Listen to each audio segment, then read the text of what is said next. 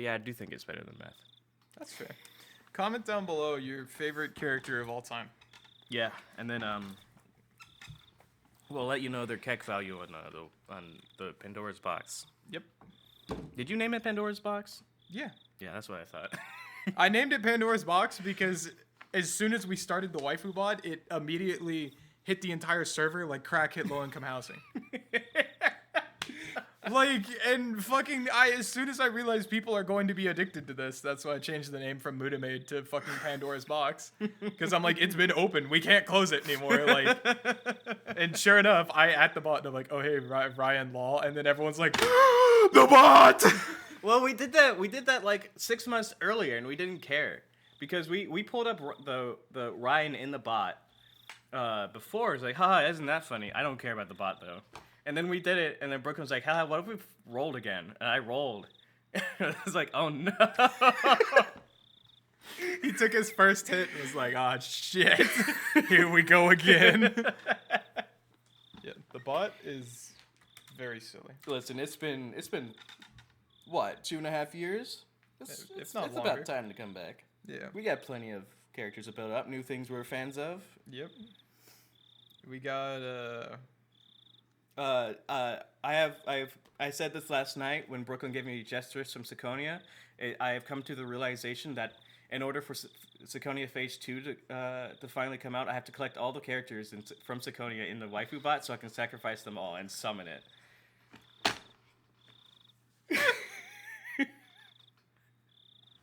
you have to do a Keck ritual to get Ryukishi to release the fucking... I have to do a summoning second ritual chapter? to finally to my bring God. Saikonia Phase 2 out of the depths of hell. That Ryukishi sent it down for no goddamn good reason. And it's gonna end. You should tweet him. You should tweet at him that you have all the characters and then that you sacrifice them and in all the caps in Japanese, release Saikonia, you stupid bastard. I hope you die. I am recreating the events of Saikonia. Fuck you.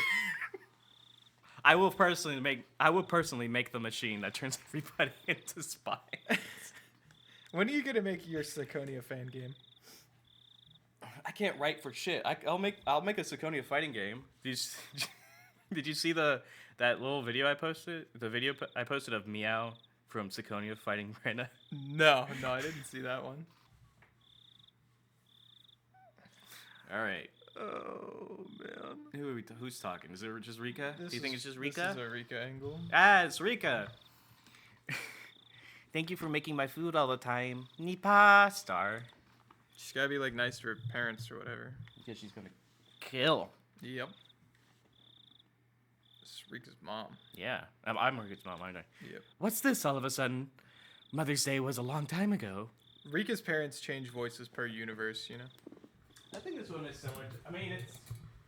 No, I'm saying because we... No, this one is the same for Rika's mom. Keiichi's mom changed. It's supposed to be like... Keiichi! Well, we rotate between At least who that's the voices one. Keiichi's parents. Yeah. Yeah.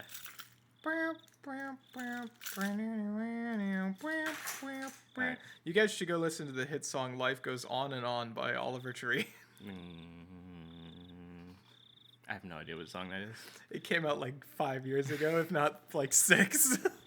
As I thanked my mother and patted her shoulders, I brushed her head. It was all a show, of course. If she had the same power inside her as on you, then by touching her like this, I'd be able to sense it, even if it was feeble. If I did feel that power from my mother, could I kill her on the spot? I wouldn't hesitate to kill, but I couldn't say I wouldn't hesitate right here and now, because I would rather she not have that power inside her. Okay. Yeah, Spotify's not playing music. Yeah, sometimes Spotify plays music and I just... And at the same time, I was uneasy about what to do next if she didn't. My mother laughed like it tickled, but contrary to what she thought, I was carefully checking if I needed to kill her. Thank you. You've made your point, so please get off. It tickles. My mother told me that it was enough, smiling in a way that was not as dissatisfied as her words implied. Also, I was weak. I was sick 2 weeks ago, so my fucking So, nose. weak, yeah. I was weak. Yeah, my Sinuses?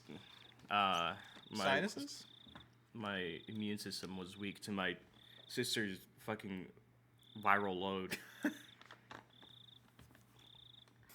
So trying to breathe through my nose is not like I'm not sick anymore, but it's fucking with me.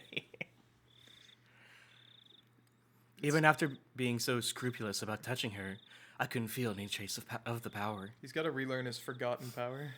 My mother wasn't the one who held the fragment, and I already felt my father's head. It wasn't him either. So we're not killing mom or dad Yet. yet. I will change that. If it wasn't either of the two people closest to the legend of Oyashiro-sama, then it was improbable that the fragment was in a person. The fragment is in Sadako. It was a happy thing, not having to kill anyone, but that meant one of my clues was now meaningless. That said, even though the possibility was unlikely, I'd still have to touch the heads of the other people in the village every chance I got, just to make sure. And at the same time, I had to continue my deciphering of the pile of documents in the ritual implement storehouse. Whichever I was supposed to choose, the labor of reading through that entire mountain, or the sin of killing someone, I was going to need much more than a little time. You just womp her? Womp womp. Womp. Why would you do that?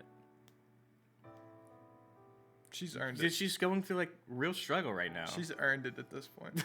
Why? Because she named herself after a wine from Germany? She's earned it at this point. As soon as she did that, anything that happens to her, just the SpongeBob womp. We should add the Moog Rika image to Tarika. to the Rika on the bot. Born to Moog.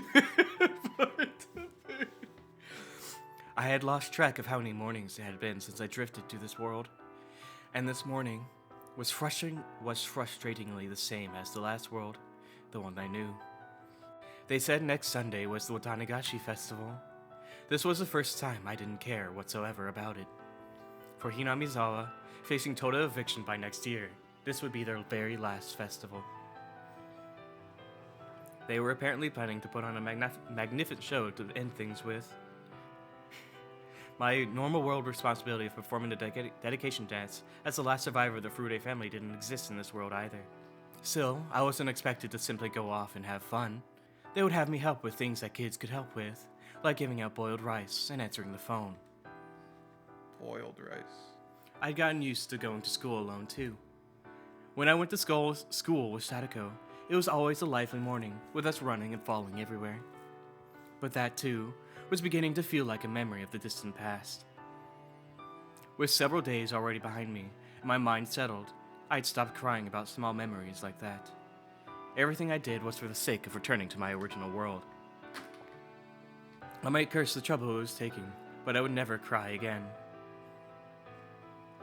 So even when I met Sadako at the school gate and said good morning, only to be bluntly ignored like always, it didn't make me sad.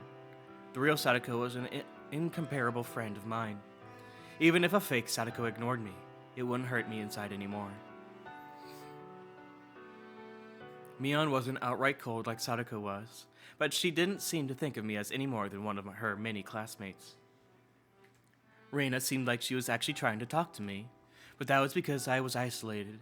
She was acting out of a kind of pity, and it seemed sadder to accept that.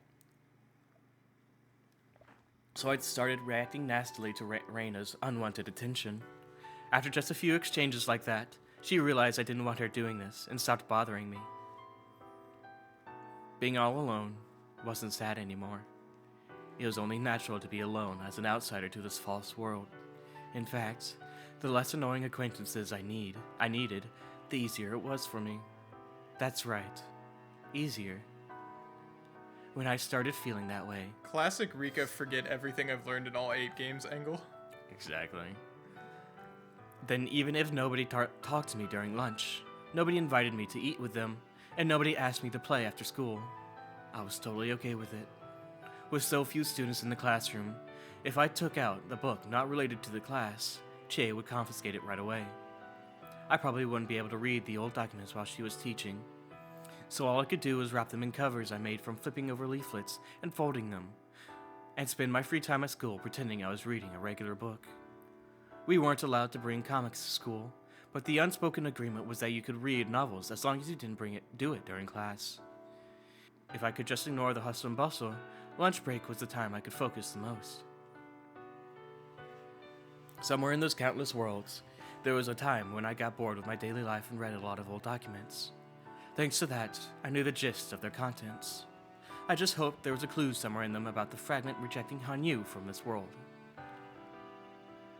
It had been raining since midday.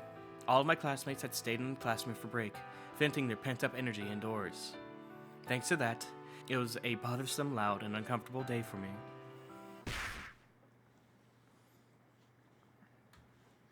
Fucking Sadako, man. Yeah, what's with the gloomy look? What are you reading? At the same time as those words, my old document was taken from me, and there was Sadako's face smiling evilly. Yeah, what the heck? I can't read this. Sadako looked at the old document she'd stolen from me with disgust. Well, someone as ignorant as Sadako had no way to understand it. I'd learned how to read classical Japanese from my father, and even I had to go over each line several times to figure it out. Of course, for Sadako, it wasn't about what it said. She seemed more amused about how unsanitary it looked, with dirty letters written on the dirty paper. But even if it was nothing more than a filthy book to her, to me it was something that could hold a clue. When I tried to snatch it back, she threw it to another friend, as though she'd seen the attempt at coming miles away. What is this? Eek, it's gross! The girl who caught it threw it to another kid, and that kid, after his face scrunched up at the filth being given to him, grinned like an idiot and threw it to someone else. There, over here, pass it. Mion is just letting this happen. Over here! Mion-san, pass! Okay, never mind. Mion is enjoying part of this. Several of my classmates threw it amongst themselves whenever I chased after it, teasing me. At some point, Mion had joined their circle, and had turned into classroom riot bullying. Today, this wasn't the first time this had happened. Actually, maybe before I came here, it was always like this. Even in a classroom with just 10 people, an order existed, and so did cliques. Belonging to none, and not wanting to, was the weakling in the room, and thus clearly the one it was okay to torment. Reina was the only one who said they should stop, but nobody listened to her. My classmates wanted to fool around, and they probably wanted to tell her that I was the only toy in the room, so why shouldn't they play with her during lunch break? But in the last few days, it had left heartwarming territory and moved into aggravating territory. This Sadako clearly treated me with spite. When I thought about it now, the accident with the ball in the schoolyard that brought me into this world, she'd obviously been aiming for Rika, who had just been standing there in the yard. Was Sadako always this oblivious to the pain of others? She'd understood people's pain best because even though she said mean things, she'd been through the worst of anyone. I see. In this world, Sadako's parents were alive, and the villagers didn't torment her. In other words, she hadn't been through the worst of anyone. Personality isn't wholly determined from birth. It's also something cultivated over many events and experiences. With all her lucky dice rolls, this is how Sadako's personality had turned out in this world. In other words, this Sadako was only the same on the outside, but a completely different person from my best friend on the inside.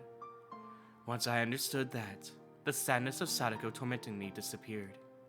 And in its place, she began to look like a horrible brat, just getting in the way of my haste to return to my original world. Don't bother me. I don't care what any of you do in this lunatic world. But I'm desperately working to return to my original one, so stay out of my way. Man, come on, Furude-san, over here, over here. The old document made its way back to Sadako again. This time, Sadako started teasing me, waving it around and saying to come get it. She held her nose and made a sour face like she was holding up something filthy, earning laughs and jeers from the rest of the class. I went straight for Sadako, and of course she threw it to the next one in line. She must have thought it would make me go over there next. But I didn't care about where the document was. Instead, I charged straight at Sadako. I tucked my nails into the bases of my fingers and clenched my fist.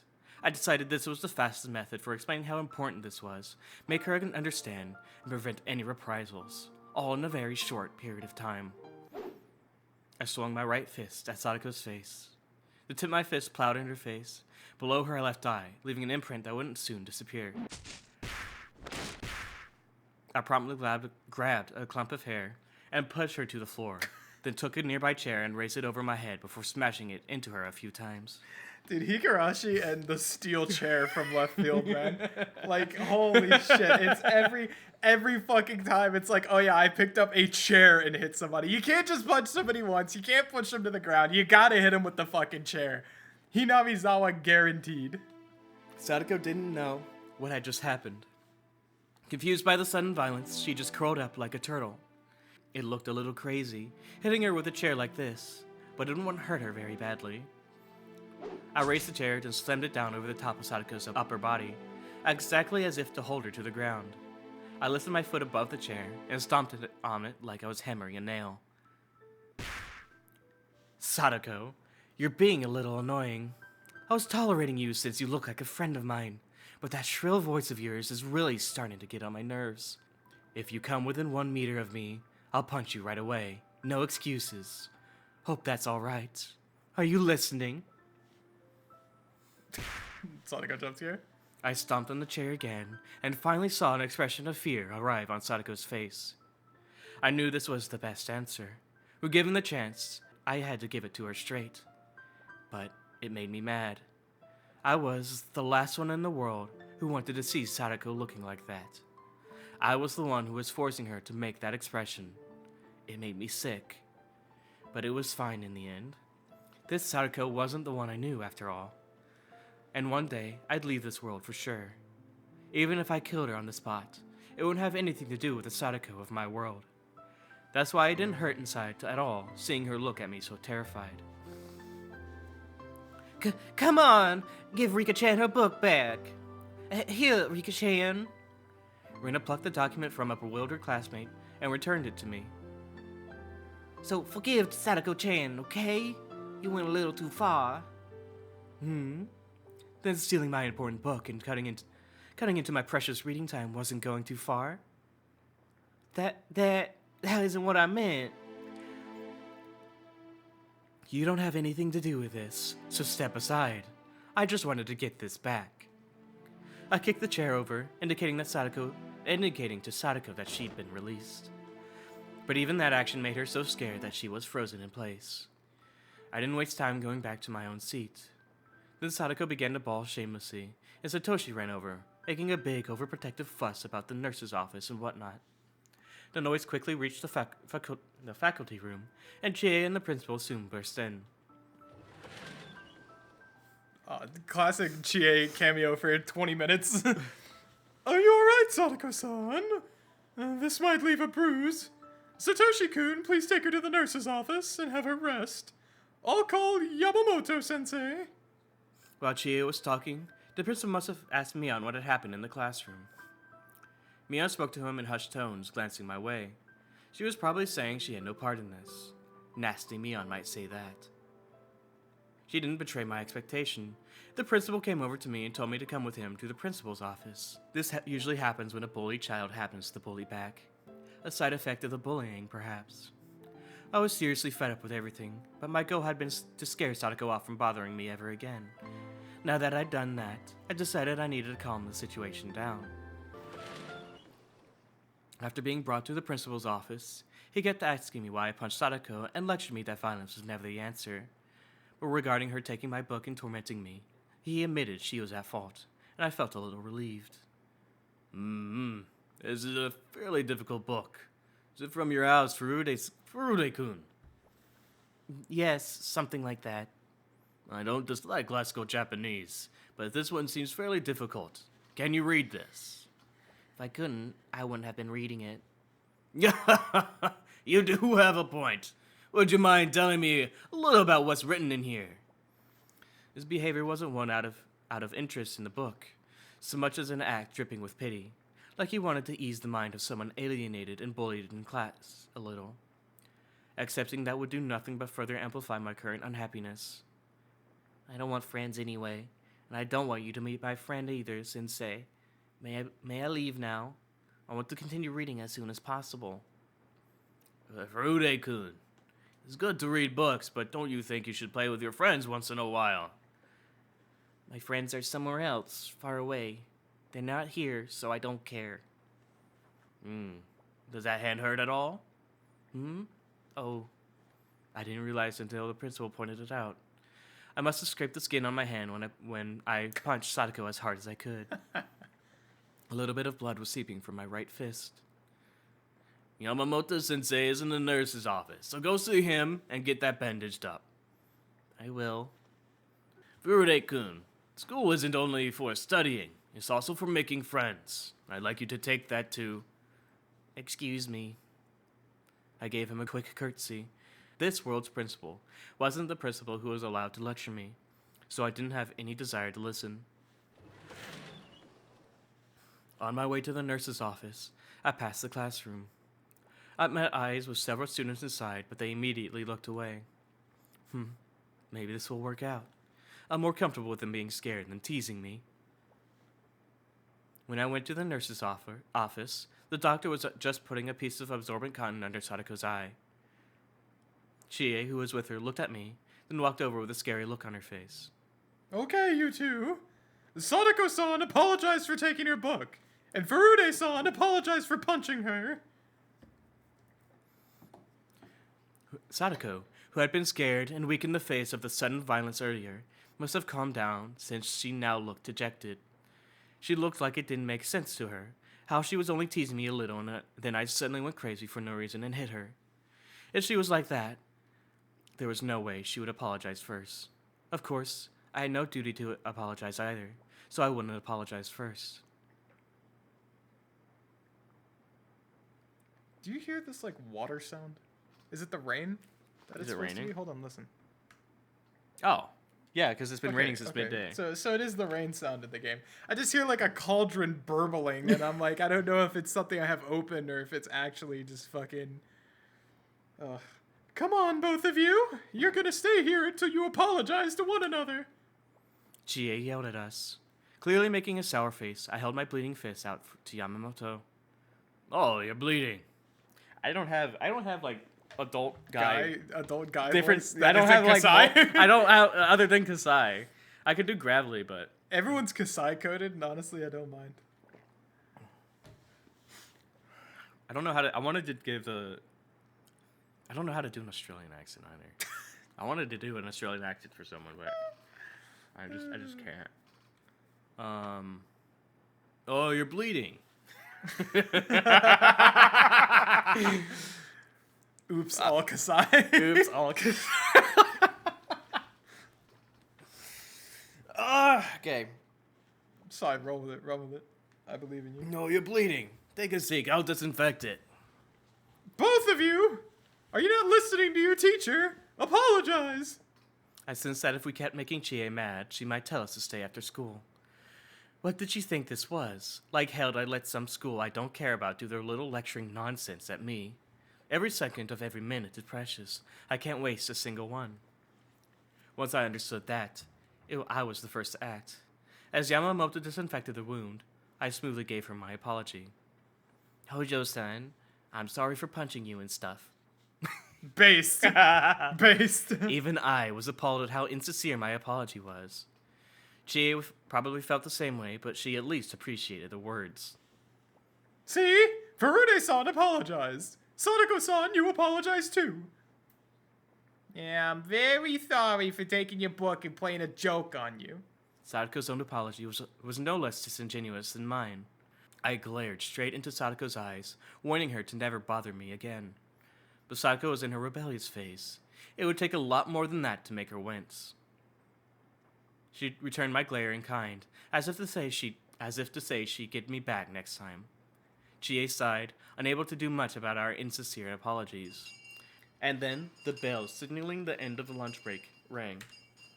Sadako-san, let's go back to the classroom. Furude-san, you can come back as soon as you're patched up. Chie followed Sadako and left the nurse's office. I didn't give them so much as a glance. I just held out my right hand out to... Is it... Bleh. Ever just, like, can't say something? Yes. Yes. Yes. Yes. Aurora Borealis. Right here. Right now. Are you excited to My understand dad's calling me. Oh my god. Yellow. Alright. We're back. Shout out my dad or some shit. Think you'll ever see this? No. If I clip this and send it to him, You don't think when he's retired he wouldn't want to watch this? Fuck no. He's got a shit ton of hard drugs to do, a new world to play. Yeah. What?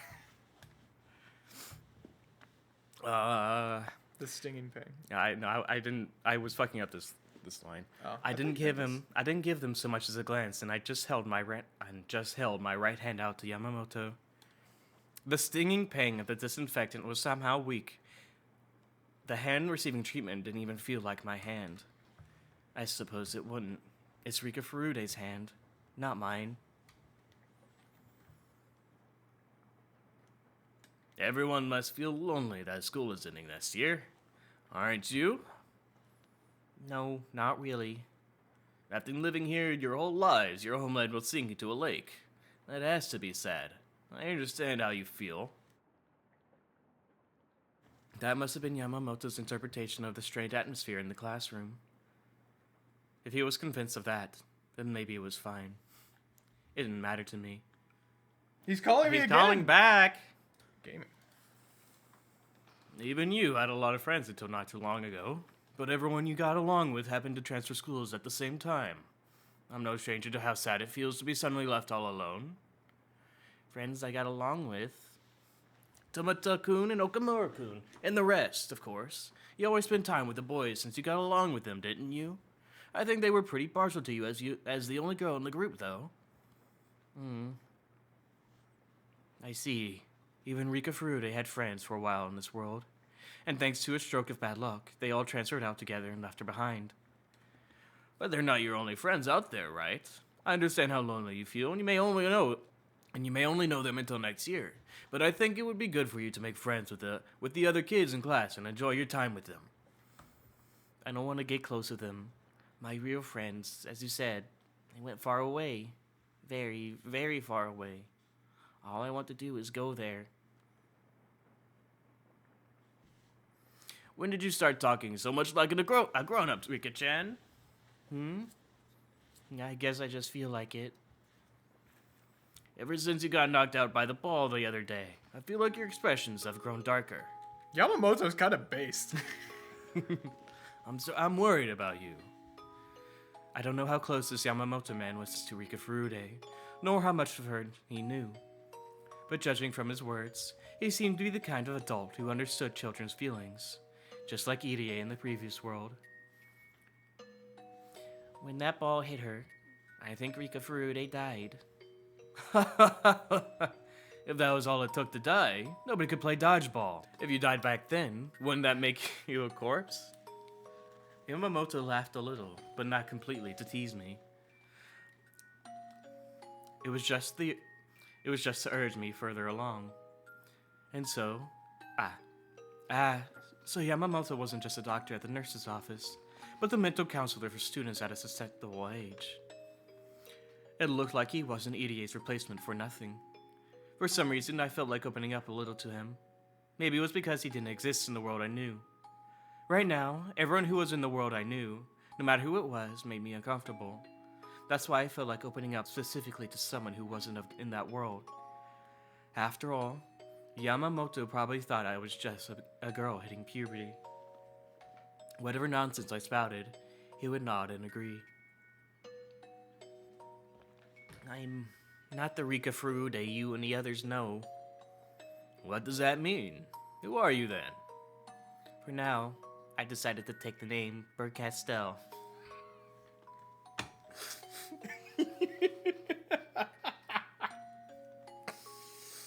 If I called myself Rika Furude, it'd be the rude to the person who originally had this body.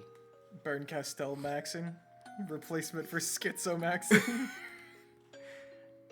Burn? A German name. It's almost like you're a space alien. Where did you come from? From a different world. If I had to compare it, it's a lot like a world of what ifs. It's still Hinamizawa, but its history and composition are completely different. In this world, they moved forward with the dam project, and the villagers decided to leave.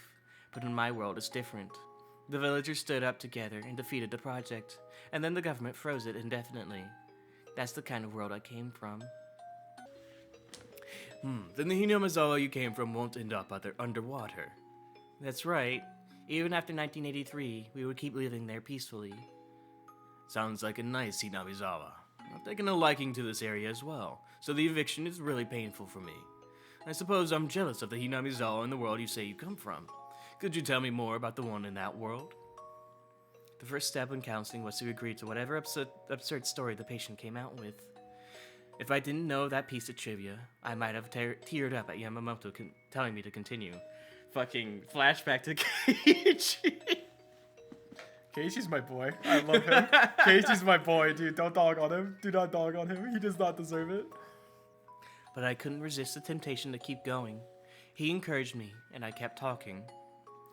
In that world, there was a big protest movement called the Dam Conflict, and it took years for them to withdraw the proposal. And through that conflict, the villagers came together. Everyone got along. All the students were friends, and we even had transfer students come in from outside the village. And we made a club where we would play games with Mion as the president. And while Sadako was very unfortunate, she was good friends with me. And then... Poor Sadako-chan. Why did the village have to bully her like that? If everyone was happy, they wouldn't have been mean to her. They should have let her into their happy circle. They don't say those things to be mean. That's just how my world is. And she might have had a more painful state than this world Sadako, but that one was my best friend, one I couldn't replace or compare with anyone. So seeing the way Sadako is in this world makes me madder than it should. You can't tolerate her being mean to you, and she looks the same as your real friend. Yes. Yamamoto heaved a heavy sigh, then stared out the window with his arms folded.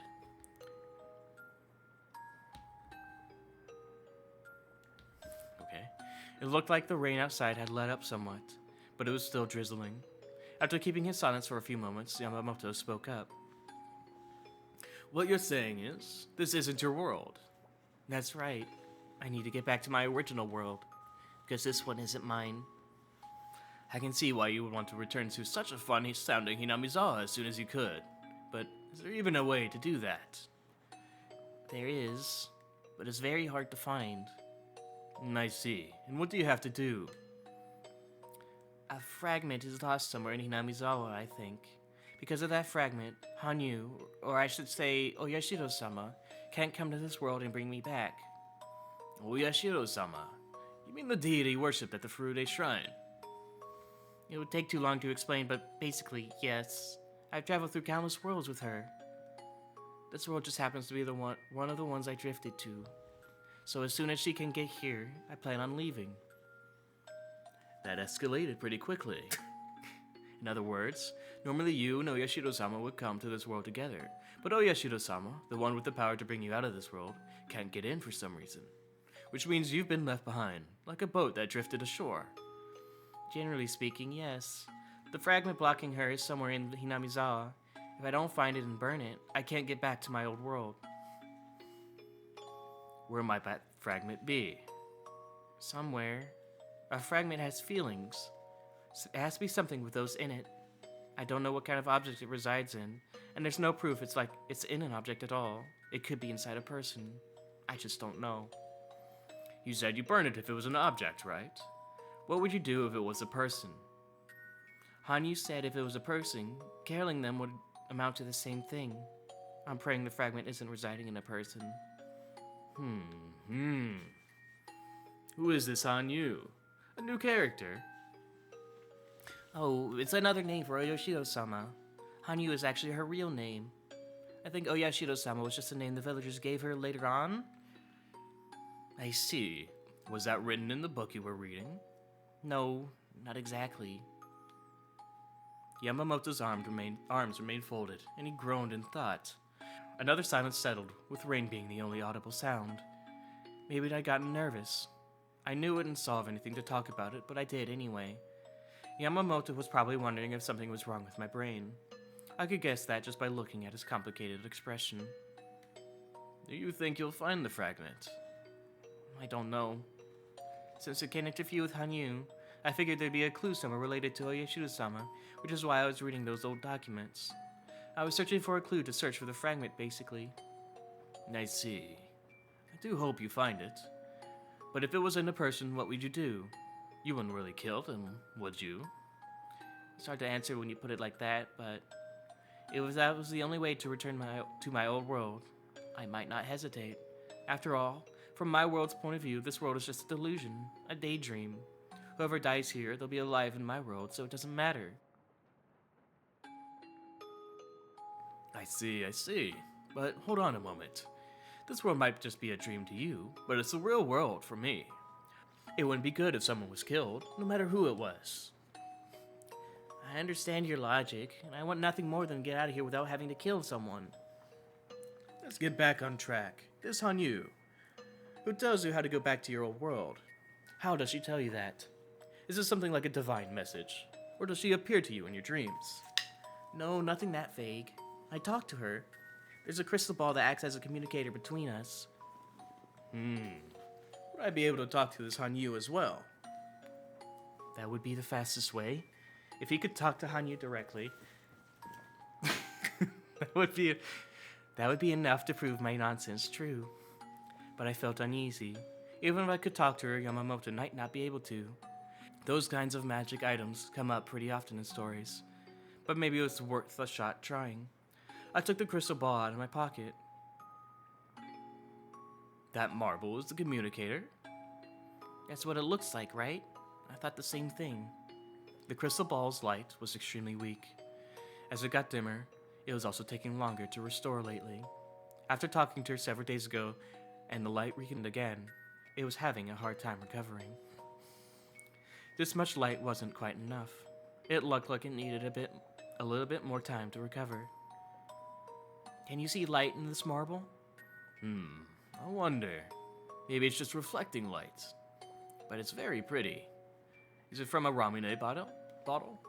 Of course not. It's a Furude Shrine treasure called the Kamuno something, and we should be grateful for it. It's rude of me to say, but I agree that it looks like a Ramune bottle marble to me too. From the Furude Shrine, So how do you use this to talk to Hanyu? I put it to my forehead. When I do, I can hear her voice. Yamamoto immediately tried. He shut his eyes and let out a low groan. It probably wouldn't work. I couldn't tell if it was because it wasn't me, or because the power was too weak. I'm sorry, but I can't hear anything. What about you? It needs to recover a certain amount of power to talk to Hanyu. Let me have it. It doesn't work for me either. You can't hear Hanyu's voice if the crystal ball doesn't have all of its power. I pushed it tightly against my forehead, but all I felt was a cool sensation. I couldn't feel the power in it. I see. That's a shame. In a few days, some of the power should return. If you give me time, I'm sure I'll be able to talk to her again. If you let me try again then... I see. And once you can talk to her, would you mind letting me talk as well? Yes, of course. At this rate, you'll think I'm crazy in the head and it'll all be over. It would leave a bad taste in my mouth if I didn't clear up such a rude misunderstanding. How long does it take for the crystal ball's divine power to recover? Not much longer, I think. It might even be fine after one more night. Once its power comes back, I'll tell you. Thank you. I'll be waiting. If you do let me talk to Hanyu, how about I help you go back to your old world too? Does that sound good? Really? The simple word, help, made a deep impression on my mind. If someone other than Hanyu were around to understand me, it would obviously be a reassurance. And with two people, the time it would take to go through the piles of literature would be halved. I'd welcome the help of a cat at this point, so I was really glad. On the other hand, I had to think about what Yamamoto felt.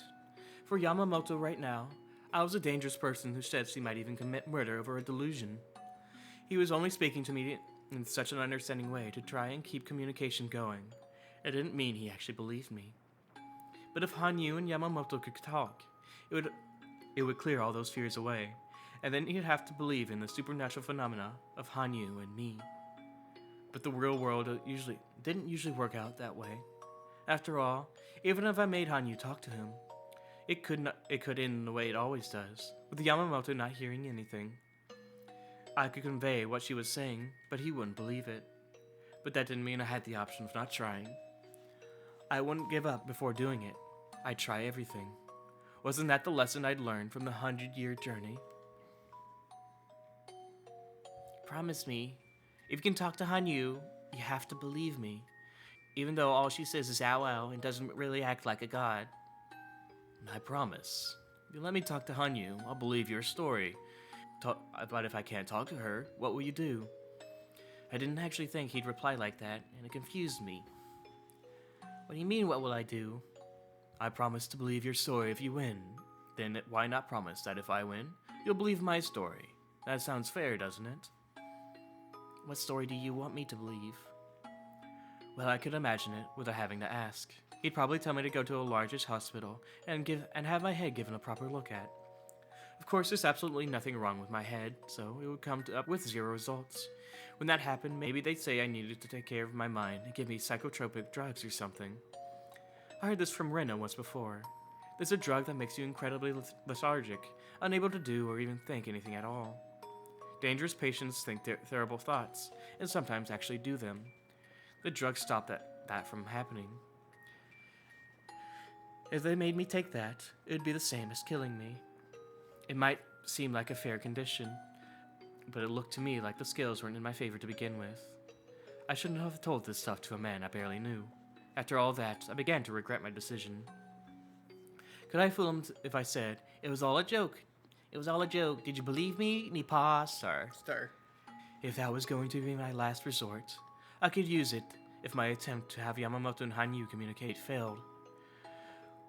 I couldn't abandon the possibility that Yamamoto could be my ally without trying first. Then I'll keep a slot open tomorrow just for you, Rika-chan. Does that sound good?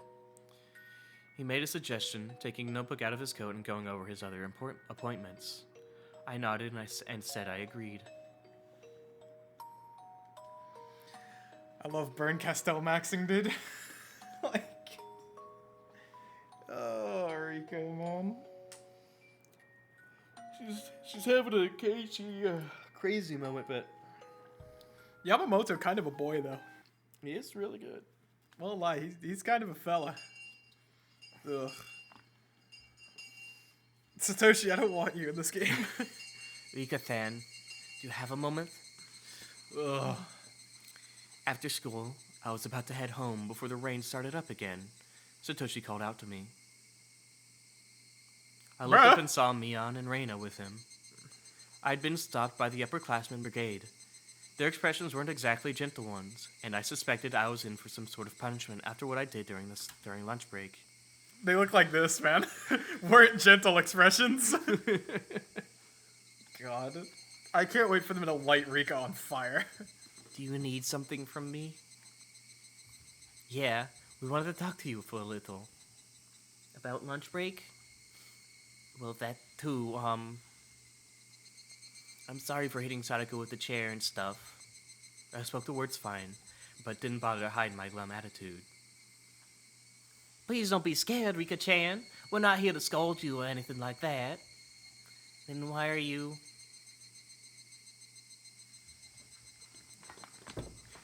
They're about to say something stupid.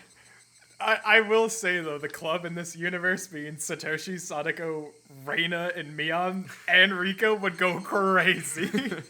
Well, I'll say it straight. We need to talk about how to get along with everyone from now on. It's just... I just want you to understand something. Some of the responsibilities for things ending up this way belongs to you, Rika-chan. Mion, didn't have to say it that way. I think it's an upperclassman's duty to explain these things, isn't it? The conversation didn't look like it was going to be a fun one. If I blew them off, it would probably only get worse. so I decided to just pretend I was listening. Reina took my silence for me being dispirited, and she started speaking me in a much more lighthearted tone. Rika-chan, don't you think it'd be great if you could make friends with everyone and have lots of fun playing with them? So we were thinking about what we could do so you could get along with everyone. What do you think about that? What do you? I don't know. You may not know this, Rika-chan, but Mian, they collect a lot of games, right?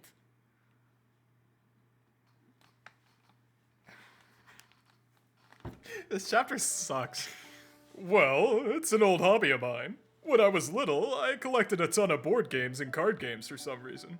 I haven't bothered with them at all recently, but I couldn't just get rid of them, so I have a whole lot piled up in storage. She has all these fun games, but she won't play with them with anyone, so they're just collecting dust. What a waste, right? I want to play that British burglar game where the thief puts on sunglasses. I want to try the game where you connect 3 branches like building blocks. I hate Satoshi. But all the manuals are in English. That Shion reading those manuals was the only thing she was good at. We could just ask her, but she goes to another school far away. Then we should all try to figure them out together. I'm sure that would be fun. Fuck. That's true. If we all play by the same rules, then even if we're wrong, it'll still be fair. Well, doesn't that sound fun? We were thinking about starting an after-school game club. A club for games. Everyone in class can play, and while you're playing with everyone, I'm sure you'll eventually become part of the circle before you know it, Rika-tan. In other words, this is your upperclassman being considerate and giving you the chance to fit in. I fucking love Mion, man. Jesus. I'm telling you, dude, this is Shion Mion. Like, again, Mion, you don't have to say it like that. Mion is Mion in this universe, and Shion is Shion. Like, they are not swapped in this They're not universe. way. This is fucking. Look, asshole, we're giving you a chance not to be a loser, all right? So then we don't have to keep fucking bullying you. Like, that is not Shion. You gotta take some responsibility. A little of the bullying was your fault. You just were so susceptible sitting there in the corner all the time. How can we not harass you?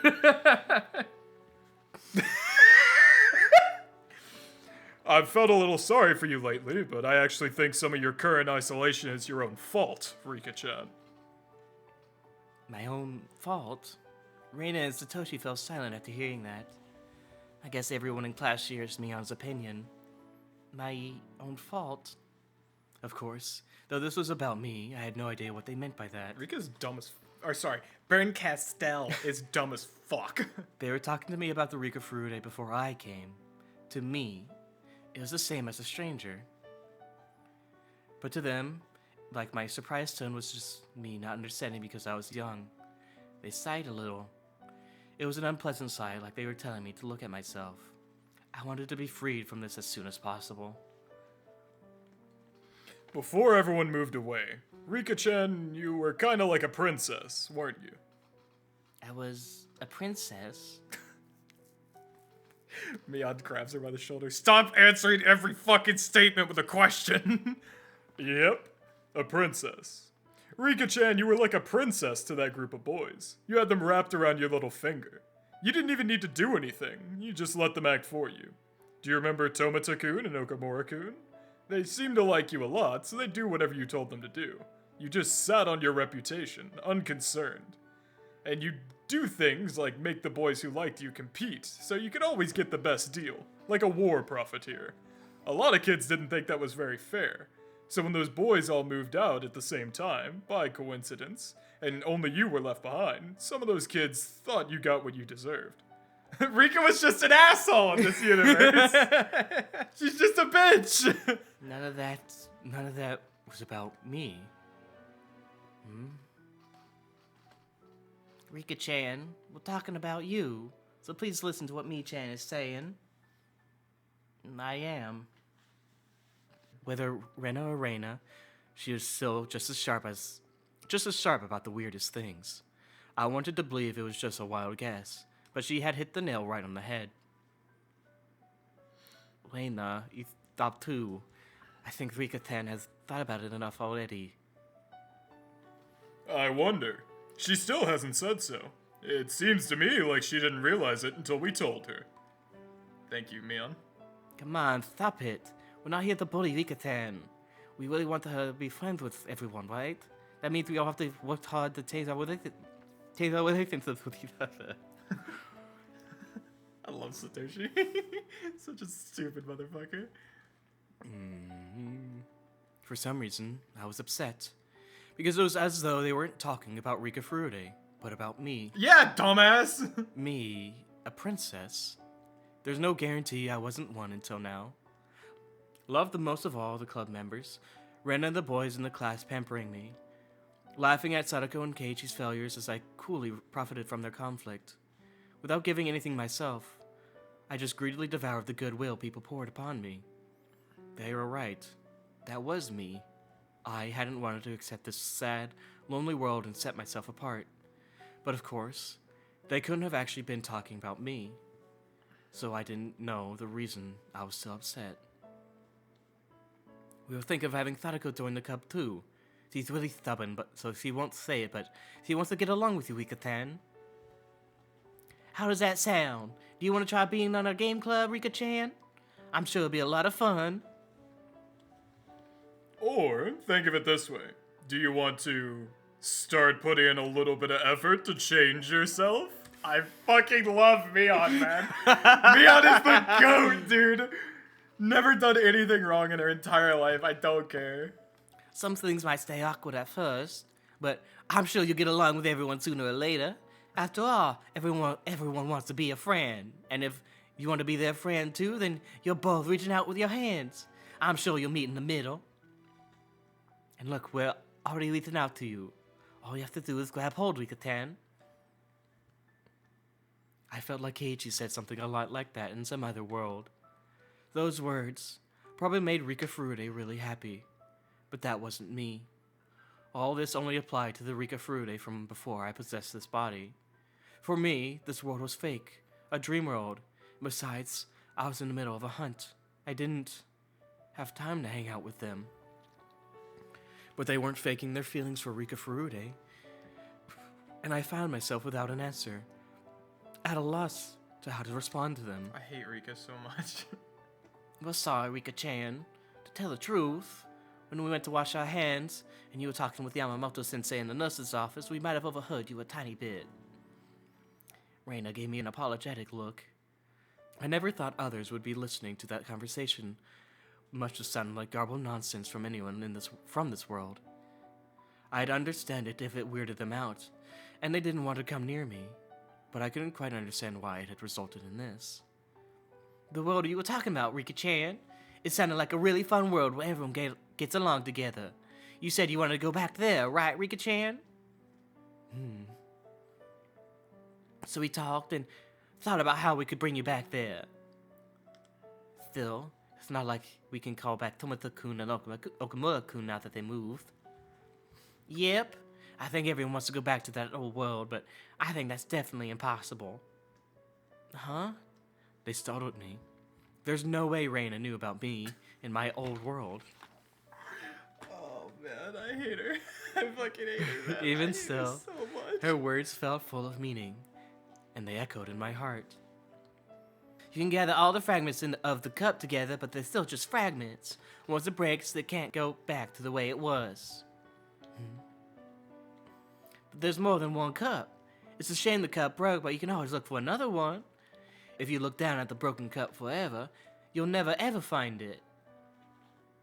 Here's what we mean, Rika-tan. You can't get your good friends who moved away to come back here, so you just have to make new friends who are just as good as they were. I think a world like that would be really close to the one you came from, Rika-chan. It wouldn't be exactly the same as, of course, but I think it's as close as you're gonna get. And by doing that, you could make even stronger relationships than you had before. You know what they say, when it rains, the ground gets harder. Or something like that anyway. What does that mean? I don't know. I have no idea what that means. Mion really just came up and went, you know what they say? Or something like that. What do you think? We could we'll help out so you can make new friends quickly. Would you like to give it a try? Those gentle words would have been tear-worthy if they'd been said to this world's Rika Furude. Dude, if Rika actually says no, I'm gonna have to stand up. I'm gonna have to take a pace if she says no. But now that I had possessed her, she was gone. The Rika Furude they were talking about was no longer of this world. I thought to myself that I should just give this body back to her. If I did, the me living in this remote parallel universe would have a chance to change her fate and make this world a happy one, if only little by little. If I went back to my old world and gave this leftover body back to Rika Furude, but I couldn't do that, because for me to leave this world would require the same method as returning the fragment from this world to the world of the gods. In other words, my death. Only my death could make me go away. Which meant at the point I took over for Rika Furude, she was the same as dead. But maybe, just maybe, there is one way to return this body to Rika Furude. That would be for me to die in a different way. I wasn't a parasite or anything. In difficult to understand terms, I was an individual personality aware of other universes. Or maybe I should call myself a memory aware of other universes. And that meant that if I could forget about the other worlds, that would represent the same thing as me dying. This world was the only world for Rika Furude, and she would live the best she could in it. If so, I would gradually forget, eventually losing my grasp on which world I had lived in, and try my hardest to live in the world I was in now, which meant that giving up on my previous world and living in this one was possible simply if I decided to do it. Like Reina said, it might be a different world than my old one, but it's the closest I could ever get. It might be a little different from my old world, but the club would still form. In exchange for Keiichi and half our classmates, Satoshi was here. I wasn't best friends with Satoshi, but depending on how we interacted in the future, we could at least become regular friends. Hinamizawa would sink underwater in another 6 months, but I could work hard to make new friends in my new home. That cruel destiny wasn't Rika Furude's alone. It was an impartial destiny, shared equally by all those who lived in this world. Only I had the luxury of being a special case and jumping between destinies at a whim. I don't know. Which world should I devote myself to? Reina's world came back to me. A broken cup, never back to normal, and I couldn't find another one as long as I was lamenting the first. What did the cup represent? Cups were for filling with water. The water could probably be called happiness. The cup broke and the happiness inside was scattered everywhere. The cup was broken, and I was at a loss, unable to fill it with happiness again. But if I could change the way I thought, and rather than be attached to the broken cup forever, fill a new cup with happiness, it could open up a door to a new world. Still, while that world might be similar, it wouldn't be the same. My heart had weakened, and I had been discouraged. Wasn't this only so tempting because my search for the key to go back was so difficult? Before, didn't I swear I'd put any effort I needed to return to my old world?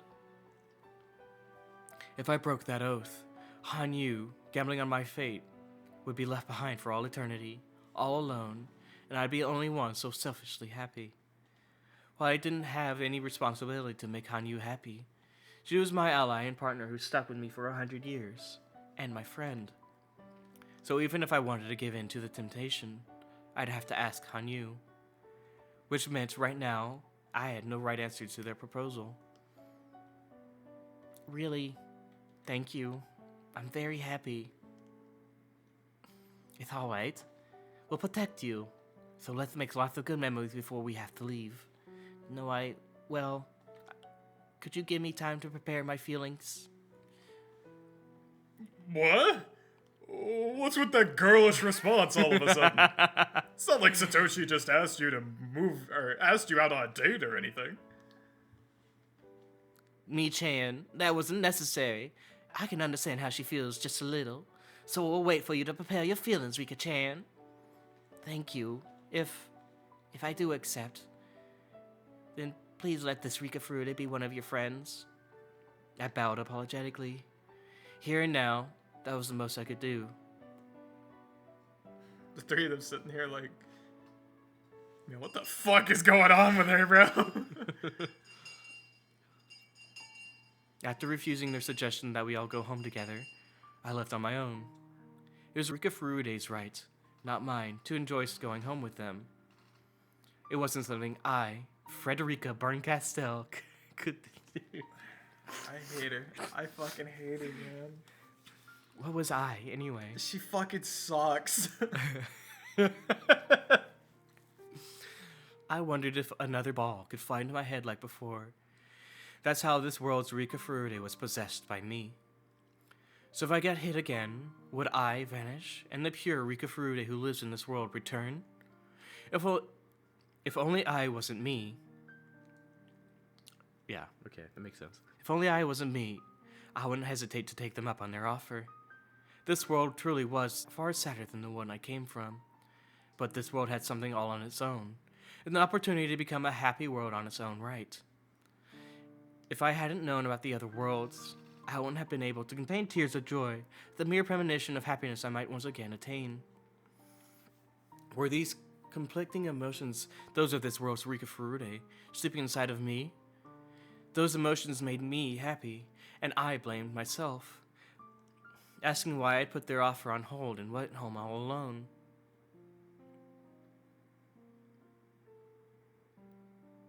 I'm back.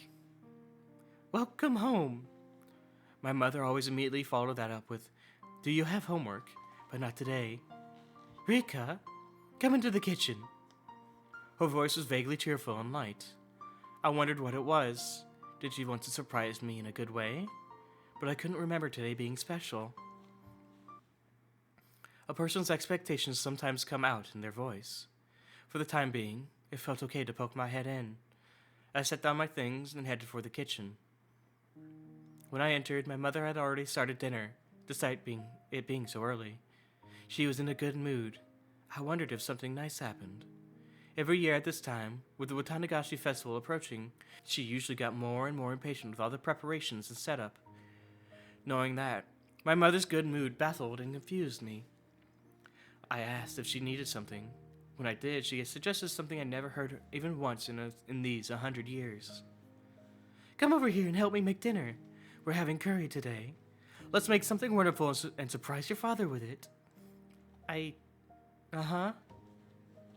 didn't like curry that much, but before these 100 years, meaning not me, but Rika Furude, I think she might have liked it. I knew at least that my mother was trying to make her daughter happy in suggesting she and Rika Furude, not I, make dinner together. Oh, man. I didn't like my mother very much. She was prone to hysterics, and I hated how she always sounded like she was hunting you down when she talked. When she treated me so nicely, my reason for disliking her felt irrational. Wondering why my mother had a change of heart, I decided to go along with it Thieves? Huh? The Phantom Thieves? Persona 5? Shut up. Wondering why my mother had a change of heart, I decided to go along with it as to not hurt her feelings. "Then you can peel the potatoes. Can you do it with a knife?" "Actually, that's dangerous, so use the peeler instead." "Okay." I was actually rather good with a knife.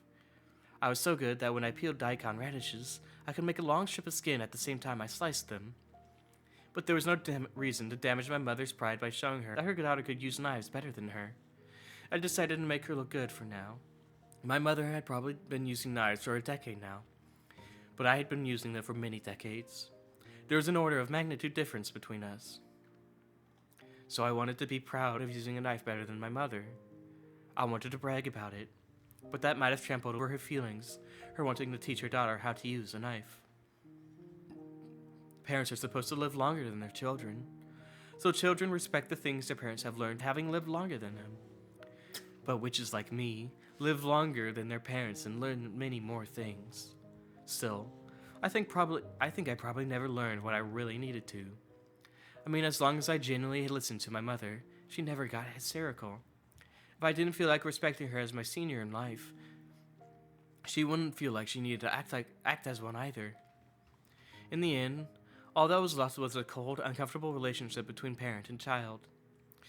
If I had acted more like a daughter and pretended to be an ignorant child when I needed to be, maybe my relationship with her would have been more peaceful, like this. Basically, she was Rika Furude's mother, not the mother of a witch who had lived 100 years. Thinking about it made it seem obvious that she'd be cold to me. So first, we put the ones in the pot that take the longest to cook.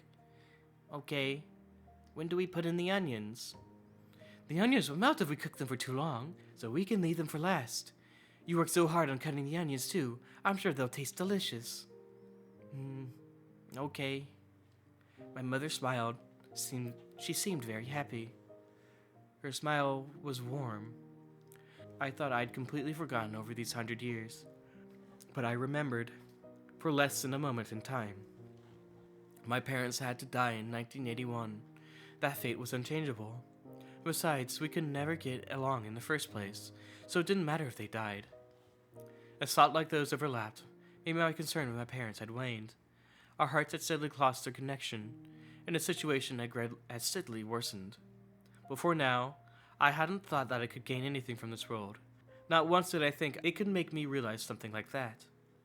With a mother like this, maybe spending time with her would be warm. It would be fun. That's right. The reason I rejected my mother's warmth. Maybe it was because I wanted to soften the sadness I felt at her death. If I couldn't change the fate she met in 1981, then she might as well hate me. Was that the idea at the root of it all? In this world, my mother hadn't died in 1981. She would stay here for a long time to come. I felt just a little jealous of Rika Furude, and I was stricken with the desire to return this world's me to her. This world was so different from my previous one. Keiichi wasn't here, Shion wasn't here, Hanyu wasn't here, but in exchange, Satoshi and my parents were here. There was no club, but there would be one soon. Sadako wasn't my best friend, but she could be in the future. I could weigh my previous world and this one on the scales, but I wouldn't know which way they would tip. I decided to leave this decision up to Hanyu. Yes, my destiny wasn't mine alone. It was Hanyu's destiny too. Whichever I chose, I would have to talk to Hanyu before making my final decision. This multi-world concept was something I only had because Hanyu lent me her power. If Hanyu had never given it to me, it would have been over from the very start. Takano would have opened my belly, and that would have been it.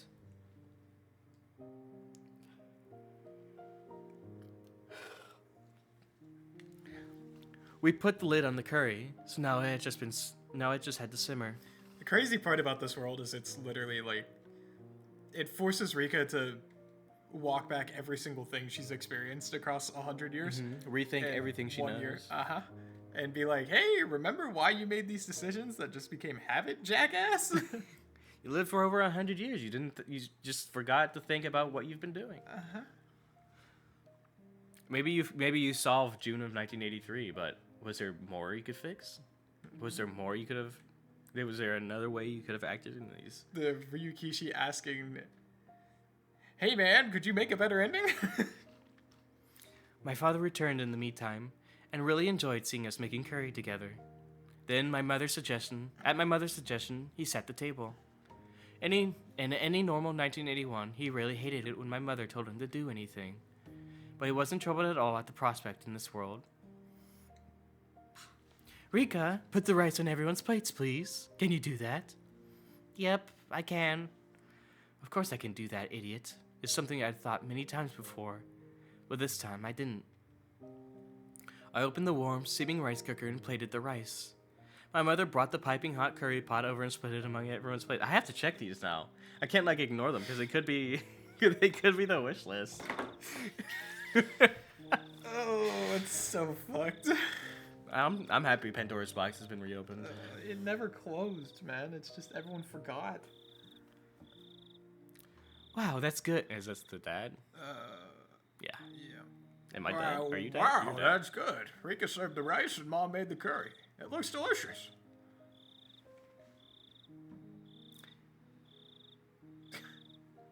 Huh? That's her mom. Yeah, that's her mom. Who's the first one? Who's the second one? Yeah, it's her dad, her mom, and then Rika. It's a little family banter, bro. Oh. Oh, okay. I'm just retarded. Oh, that isn't right. You made the curry with me while your father did nothing. Meep, star. I peeled myself back. Furude Rika shouted that I wasn't needed, so I pulled back. I withdrew inside Rika Furude, and she got to enjoy a family dinner from the bottom of her heart. When we saw the crooked potatoes, we all laughed pleasantly. I would never cut potatoes to be so ugly, but Rika Furude was so bad at this, so these things happened. When I used the same ingredients, the only thing curry tasted like was the curry powder from the store. After 100 years of the same curry powder, it tastes the same no matter how you made it. But this particular curry tasted differently. I cried at what Rika Furude had lost. No, at what I had lost. Rika Furude had got to experience the warmth she had once forgotten. I wondered if another ball would come flying and hit me in the head. Then I would pass out for a while, and upon waking again, I would be gone. Wasn't that the best possible happy ending? I was the stranger here. I thought the universe was the strange one from out of all the other parallel universes, but it was me. I was the stranger. Then what had that world been? The one I had reached after 100 years? Was this happiness that we all won? Keiichi, Rena, Mian, Sadako, Shion, and I. Was it all worth nothing? That wasn't true. It was a radiant world, one we'd all won the right to live in after 100 years of learning to trust in each other. It was replete with a different kind of happiness than this one. Both shone brightly, and neither was better or worse than the other. Maybe in the end, most worlds weren't better or worse than any other. I only lived in the extreme worlds, the ones where I struggled to see whether Takano killed me or not. So out of all the infinite universes, I started to think of them as either right or wrong. But the multiverse isn't simply enough to think of in binaries like that. Tomorrow's dinner might be steak or saltasari. It wasn't about which was right and which was wrong. In both of those worlds, I'd spend a happy time eating dinner with family. What if my respective selves had been reversed during tonight's dinner? But that was an incredibly tasteless thing to ask. The real problem wasn't that big to begin with. Neither my last world nor this world was better than the other. I needed to accept that. I still don't know where the fragment I needed to return to my world was. But what if I never knew, and the power of the crystal ball connecting me to Hanyu disappeared? I would disappear like the stranger I was, and give this body back to Rika Furude. From her point of view, she would have to say that I had returned to my old world. Just as I once called this world a daydream, for Rika Furude, my old world was the real daydream. Her strange delusions of me would simply disappear along with it. Maybe it didn't really matter how to return to my original world. Which world would I decide was the original? Maybe that was really all that this was about.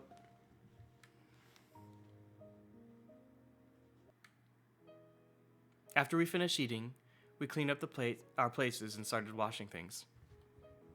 Not fucking real. Welcome back.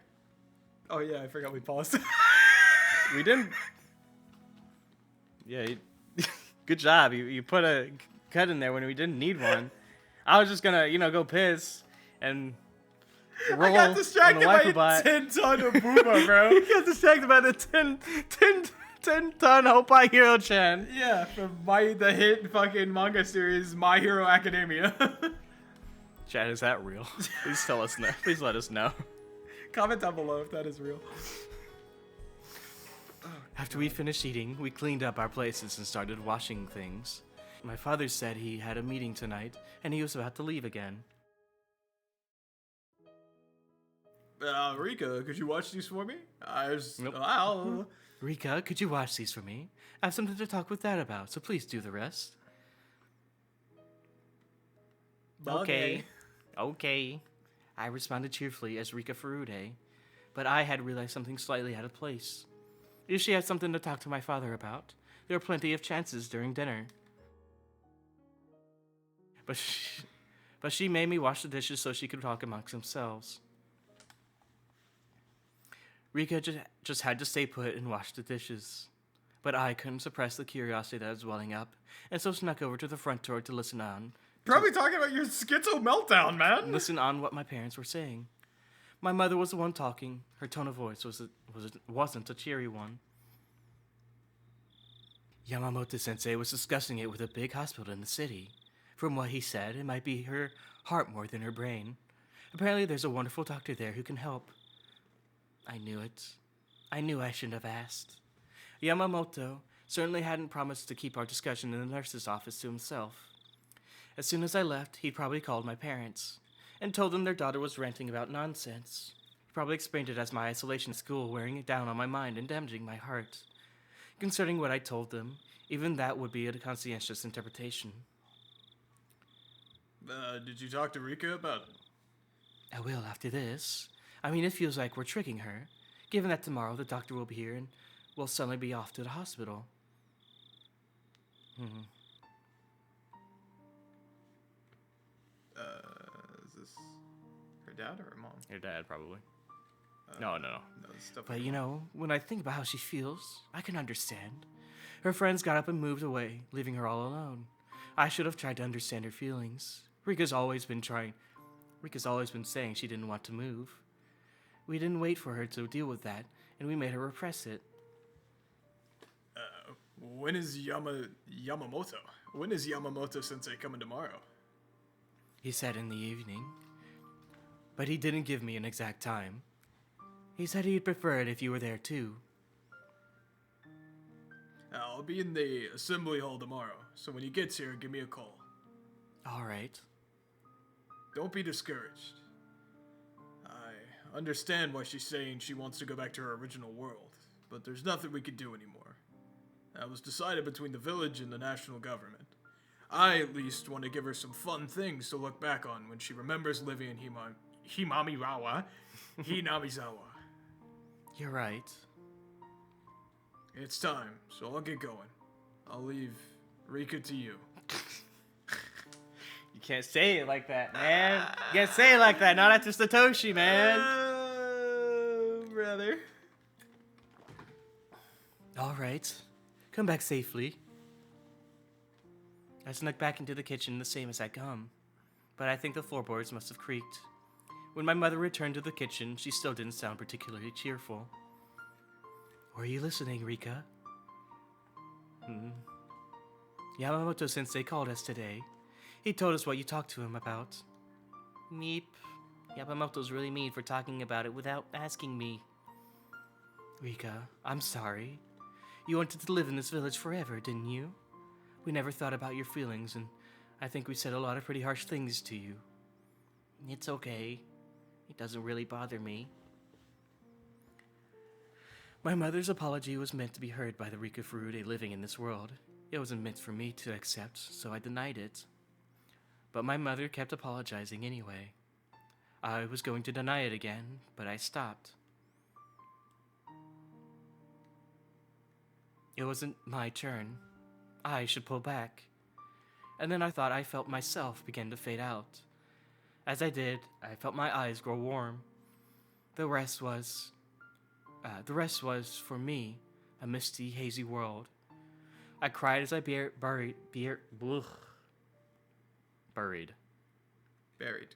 thank you. I cried as I buried my face in my mother's chest, and my mother cried as well as she hugged me. If I could have disappeared like that, this too might have been Rika Furude's life. After that, my mother told a lot of stories of Hinamizawa, as if to reminisce about her own childhood, about what she was like as a kid, what she did and where, about things happening or not happening.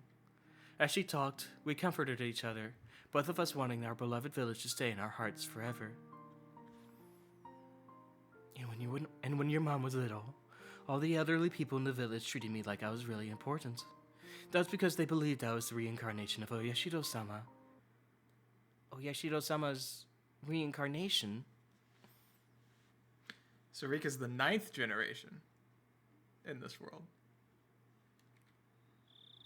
I've never told you, have I? There's an old legend in the Furude family. If there are 8 first children in a row who are girls, That eighth girl is said to be the reincarnation of Oyashiro-sama. That girl happened to be me. Not me. You're our first child and a girl, but you would be the ninth one. We have a paternal line, I suppose. Your mom is the eighth. Oyashiro-sama's reincarnation. But this is a secret, okay? We have to make sure not to tell anyone about it. The only ones who know are your late grandmother, me, and you. It's a secret between the two of us, okay?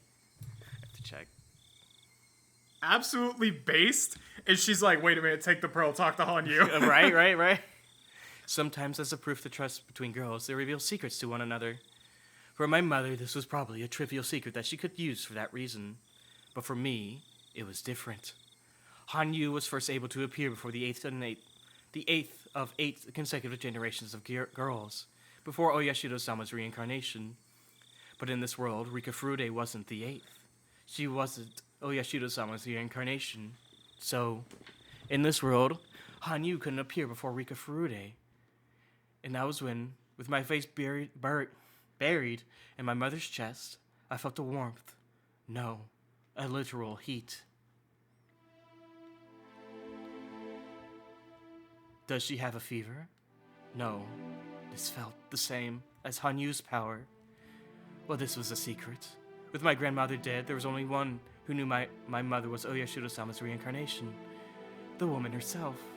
Which meant, if my mother was gone, the fragment of there already being a reincarnation of Oyashiro-sama in this world would disappear. My warm tears ceased to flow. I felt my eyes drying up as I plummeted to the bottom of the abyss of despair. Remember what I said at the start of this arc that she's gonna have to commit matricide, like how Hanyu's family did onto her, and it is a cycle that repeats? Mm-hmm. Crazy. Me? Never. It was her. Mom had the fragment in her. If I could have, I would have chosen never to remember that fact and what that fact entailed. Okay, lol. Do we stop it here or do we go for the marathon? I mean, it's gonna be another 45 minutes of actual reading? If we don't tangent, it's another 30 to 45 minutes. As far as I can tell. Because we read pretty quick. So yeah? Okay. I'm chilling. When I tried using the crystal ball with Yamamoto today, it still hadn't recovered enough for him to talk to Hanyu. Only half a day had passed, but maybe if I went to the storehouse, I'd get through. Hanyu once told me the old air from the past had remained in the storehouse, and that she felt comfortable there. Maybe that meant the storehouse was filled with Hanyu's power. In other words, while the crystal ball didn't have quite enough power, maybe being in the storehouse would help a little. Late that night, I slipped out of bed and snuck into the storehouse. I wanted nothing more than to talk to Hanyu. I went to the altar before the holy vessel and spoke into the crystal ball. Can you hear me, Hanyu? The light in the ball was feeble, but its otherworldly glow was clearly present. Please let her hear me. My wish was granted, and a quiet voice, so low it might disappear at any moment, spoke in answer. I can hear you, Rika. Hanyu, thank goodness, listen, I don't know what to do. I don't know. It wasn't the time for crying. I needed to tell her everything I discovered, and that's Hanyu's opinion. I quashed my frantic emotions and told her the fragment was in my mother. Hanyu just goes, fuck. Hanyu stayed quiet for a few moments. She knew, of course, that I have to kill my mother and to return the fragment to the world of the gods. It makes sense, doesn't it? You can only... Nope. Oh. It makes sense, doesn't it? You can only appear to Oyashiro-sama's reincarnation. I'm not the eighth in this world, so you can't appear to me. The ninth isn't good enough, huh? It was a very long time ago. Ancient times. So ancient, even I've mostly forgotten. It happened when Hanyu was still living in Hinamizawa, before Hanyu became Oyashiro-sama. It was how it all began, which Hanyu never told me about no matter how much I asked her.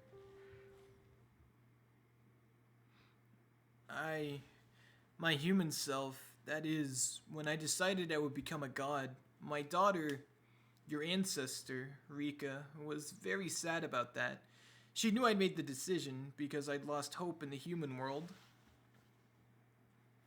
I took all the sins of the human world upon me, for there was no other way to cleanse those sins other than destroy the sinners themselves. People were forcing their sins on each other, an ugly existence. Their excessive cruelty caused me to lose hope in this world. I undertook all the sins of the human world and cleansed them by letting them kill me. I entrusted that final duty to my own daughter. I thought that unless I gave her that role, she would one day be despised as the daughter of a demon god and lose all hope in the human world herself. My daughter didn't like that role, but she understood the weight of her mission, and in the end, she went through with it. But she said something to me, that she would change the human world, in which only the price of a life could purify its sins. Humans would combine their strength and help each other, cooperating with mutual benefit in mind. She swore to me that she would create this utopia, which her mother had only dreamed of. Please, Mother. Please, Mother, Oh, do not lose hope in the world of man. I swear that I shall heal that sadness. But I would become a god. I couldn't accept my daughter's feelings. No, actually, that wasn't it. I had already lost hope in the corrupted world of man, and just didn't want to look at it anymore. But my daughter made a firm promise that she would remake that world into something better. Then I shall believe in what you feel. When in this land people live happily, aid one another, support one another, and think as one, I shall return to this land once more. So because the damn conflict didn't happen. Hanyu didn't come back. So, does this mean Rika's always the 9th generation? I don't know. And just because of the damn conflict, Hanyu comes back? Do you actually know? Or are you Me? saying you don't know? I don't know. This is Okay. what we're learning is what I know. Okay. So then, I mean, I would put more money on Rika as the 9th generation. It's always the 9th generation, and Yeah. the damn conflict is what brings Hanyu back. And because the damn conflict brings Hanyu back, that is why everyone like pampers her and everything like that. Maybe it kind of I mean, she's back from the 60s though, for at least from when Rika's born, right? Like at least for at least like 10, 12 years, 13 years. What? I don't know when Japanese fucking high school starts, but like Give or take. 13 years. Yeah, give or take. I mean, maybe it's just she's the 9th in this. I don't know, but We don't know. I'd have to actually look at the dates and like put information in front of me. You know? My daughter killed me and took control of the village, the divine power of the demon god dwelling within her. She became their leader and created doctrines so that everyone would trust in and help one another by making them fear a curse where discordant hearts would revive the specter of the demon god. She led them strictly, not letting my purification go to waste, so that those purified sins would never again revisit the village. And so the village did regain a temporary peace, but I never descended to them again. I had rejected the human world much too strongly, but no matter how strong the power to reject, it can never last forever. Whether hearts or walls or lids or doors, there is nothing that time will not decay. Even the power shutting me away from the human world won't last forever. My daughter would learn the limits of that power through a revelation from a god higher than me. It was said that when 8 generations of Furude bore a girl as their first child, I would come again. The miracle of the 8 consecutive firstborn girls would be the key that broke my power of rejection. My daughter left the legend to the Furude family, and it passed down to her descendants, that this land would continue becoming my ideal. So Rika, when you were born as the 8th girl in a row, I was connected to the human world again. Long ago, I may have hated and shunned the human world, but a millennium without contact was more than enough time to heal my sadness.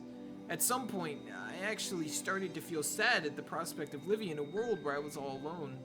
I'd intended to spend those 1,000 years in rejection, but it was also a punishment for me. I realized how shallow my feelings had been when I hated and despaired over the human world. And And before I realized it, the Furude family started giving birth to consecutive girls. When your mother was pregnant, I wished so much for it to be a girl. I'm sure. I mean, the first face I remember seeing wasn't my mother's. It was yours. Maybe. Abandoning the human world for 1,000 years was my punishment. Humans can only live in the human world, and they must live earnestly in the world that they are born into. For someone who made light of that and tried to abandon the world so easily, maybe an exile of 1,000 years is a fitting punishment. Hanyu's words are heavy. Maybe having been carefree in our walk between countless worlds, even comparing our own lives to dice rolls, we had been sinful. I lived with you, my friend and daughter of 1,000 years ago. And when we came to the dead end of 1983, I committed another sin. I used my power to change your fate. Are you saying that in the very first world, you should have accepted the fate of Takano cutting me open and killing me? It may sound cruel to you, Rika. It may sound cruel to you, Rika, but that is how I feel right now. I made light of the world I lived in, and I made light of the world you lived in, too. I should have lived in earnest in the world where we were together. I should have welcomed it, no matter its end. Stop that. Wallowing in masochism might make you feel better, but it makes me unhappy. I said I didn't want to surrender to that fate, and that I'd fight on forever to achieve a much more wonderful life, and made this 100-year journey with you. We're at the end. It's absurd to come out with that now. You're just being sentimental. Aren't you just making light of this world too, which you and I built together over 100 years? Don't you think that's selfish? It is man's sin to save a dying animal, then bask in rapture. We go up the snowy mountain, kill the beast, and offer their numbers to the gods.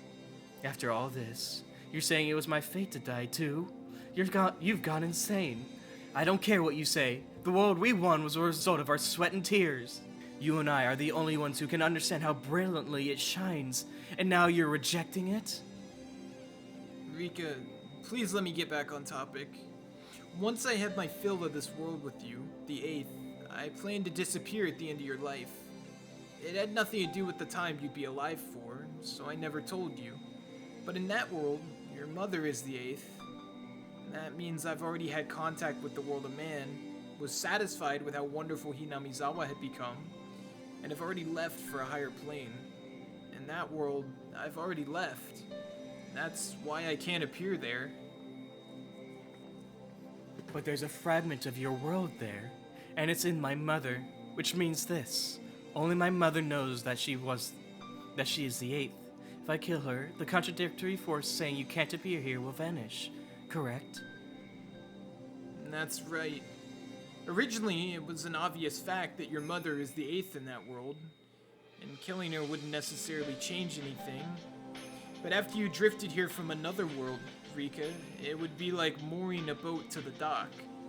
It was fortunate only your mother knew the truth. If a lot of other people knew, you would have had to kill them all. I'm sure you wanted my opinion on whether you should kill your mother to return to the previous world or stay in this world. I did. This whole time, I've been investigating what kind of world you're in, and when I found out what it was, I expected this day would eventually come, and predicted you would grow indecisive and talk to me about it, and that you would want to choose a world based on the result of our discussion. So I thought long and hard about how to guide you. Unlike the world of the gods, the words in the world of man are narrow. No matter what words I choose, they will carry bias within them. I thought very hard about the words to say so that you would truly choose for yourself. And I still am. After all, you've left the answer in my hands. If I suggested you should choose this world, you would choose it. You would shift the responsibility of paying the price to me.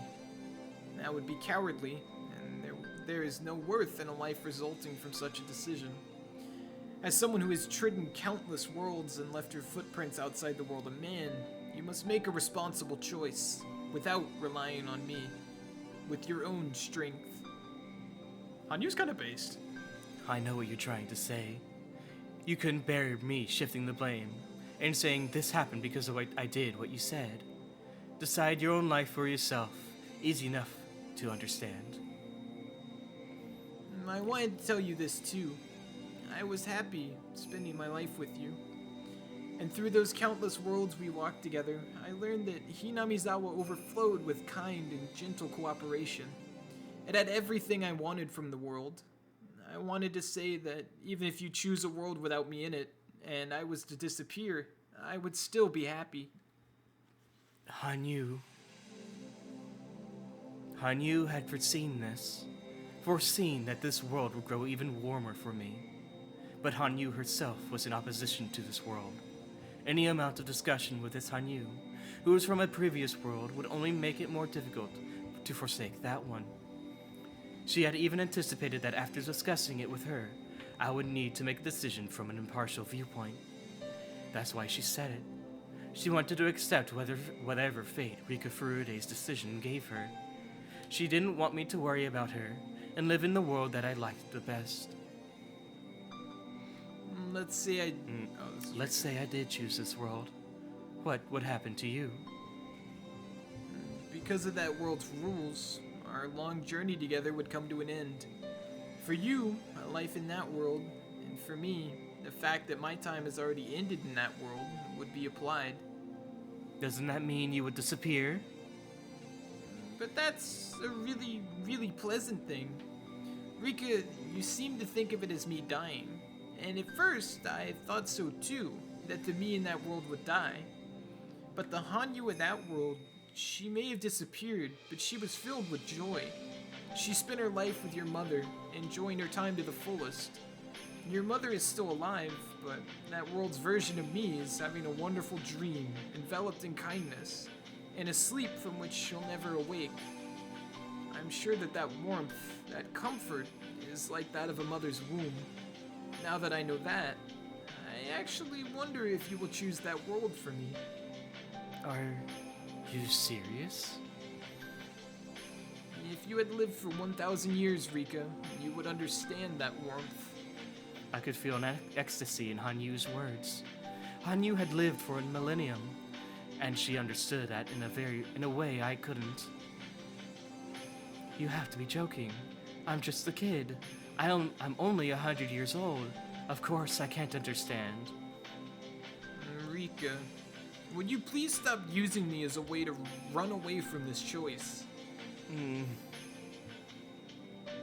That was the truth. My old world and this one are being weighed on the scales in my heart. It isn't tipping, even slightly toward either side. Trying to shift the responsibility for choosing onto Hanyu was just me being irresponsible.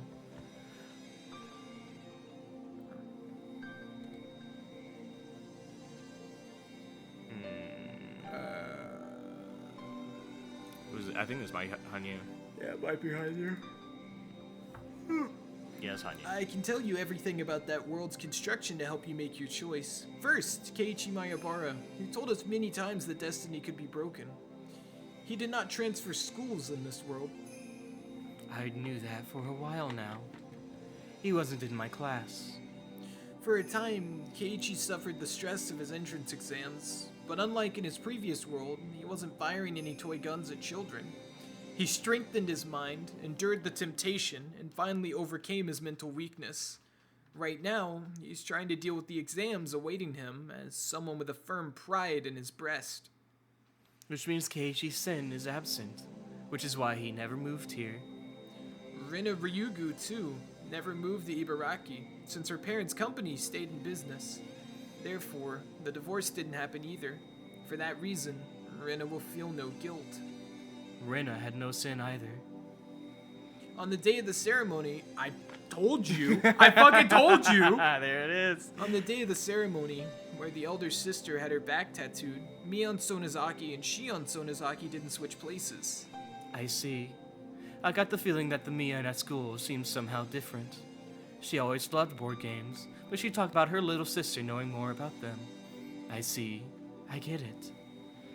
Mion didn't push her as the successor. First of all. Mion didn't push her role as the successor onto her younger sister, and now spends her days training to be the head of the family.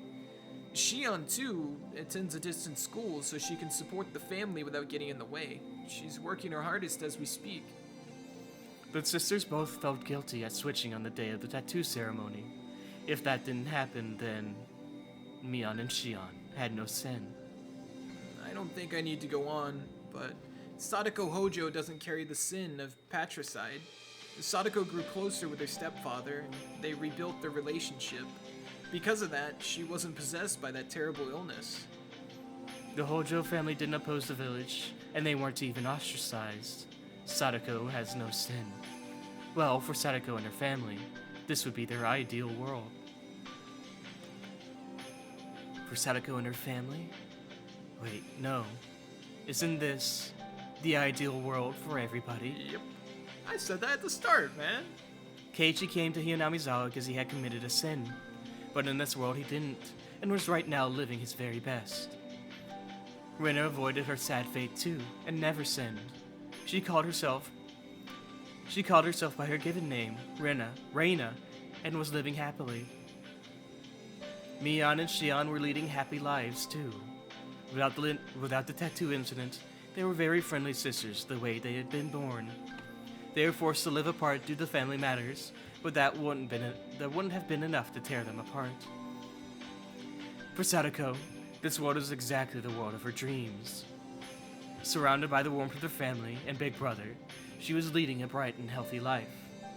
This is the world that I, as her friend, should be wishing for the most. For Satoshi as well. For Satoshi, well, this is the only world in which he still existed. In all the other worlds I'd been to, this was the only one where he was alive. Satoshi couldn't exist anywhere but here. Which isn't true, because she just doesn't know that Satoshi's in the basement. And Rika Furude. For Rika, this world was... Maybe I had 0 friends. Compared to my old world, that was very sad. But I could change that now, through time and effort. Maybe I was sad that Keiichi wasn't here. But Keiichi was living a resolute life in a place he originally lived. Instead, I had Satoshi. He wasn't the same as Keiichi, but he was very kind and considerate.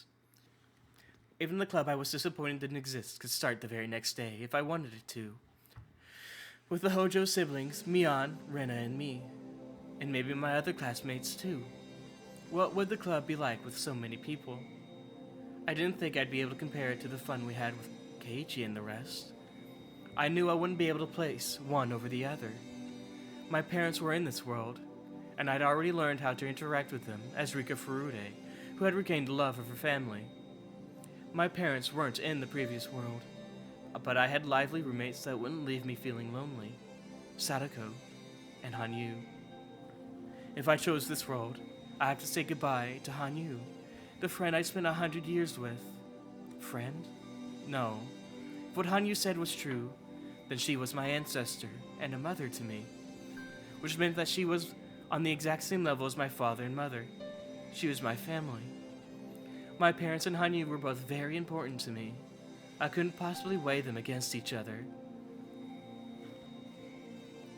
That world is the ideal world. Oh. That world is the ideal world, born of someone's dream. Nobody related to you has sinned. It's a very, very pure, clear, and beautiful world. I've already left that world, and Rika's life hasn't been corrupted, so I have no sin either. And you, Rika, you haven't corrupted your own life, so neither do you. Even Takano has no sin. Not a single person does. A perfectly white, blank world. That's right. And you can choose that now, Rika. Maybe this world is a valuable opportunity given to you at the end of your century-long journey by the god of fate, who even I've never met. They could have been a little more compassionate about it. Which is why that god gave you the chance to go back to your old world, too. By committing the gravest sin of matricide, you can choose to release yourself from this sinless paradise. Hanyu, you said your daughter killed you. What do you think of me repeating the act?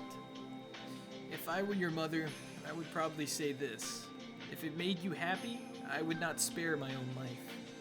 It might be too early for you to understand, Rika, but it's a feeling only someone who has given birth to a child and become a mother could know. I was once a mother, so I understand. If you said going back to your old world would make you happy, your mother would gladly offer you her life. She couldn't. She's the one person who wouldn't ever say that.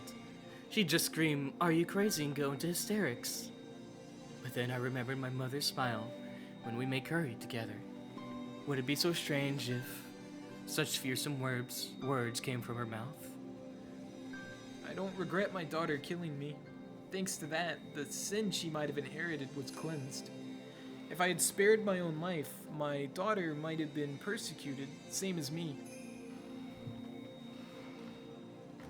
So, if you like this whole dilemma, Mm-hmm. this is the entire third semester of Persona 5 Royal. Mm-hmm. Is this. Yeah. Just this debate is the entire third semester If of I P5 can Royal. delete sin from the world at the Yes. cost Yes. of a life, or It if I could delete sin from the world at the cost of something. something, would you do it? Would you do it? So again, if you like this, if this debate is like really good and like damn this shit's good, play P5R. Mm-hmm. Again, I stick by, and I'll probably feel this way when I finish Persona 3. I still think Persona 5 Royal third semester is the best, hands down, Persona media. Full stop. Mm-hmm. Like, cause this shit is peak. This type of questioning is fucking peak. Which is, you have Utopia. Everything is perfect. Mm-hmm. Everything is gone unbelievably perfect. It is the perfect fucking universe. Or you have something that you have built and you have fought for, which is fucked up and rough around the edges and scuffed, but it's yours and you've made it. Mm-hmm. What do you choose? There's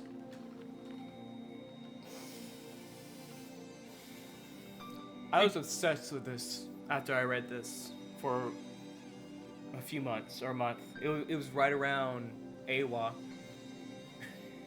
Ryan moment. AWA. Well, we know what Ryan chose. Uh-huh. Here's the thing, man.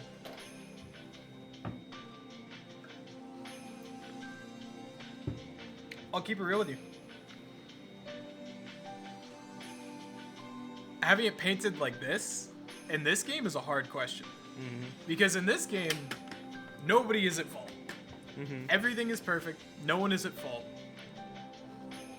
So,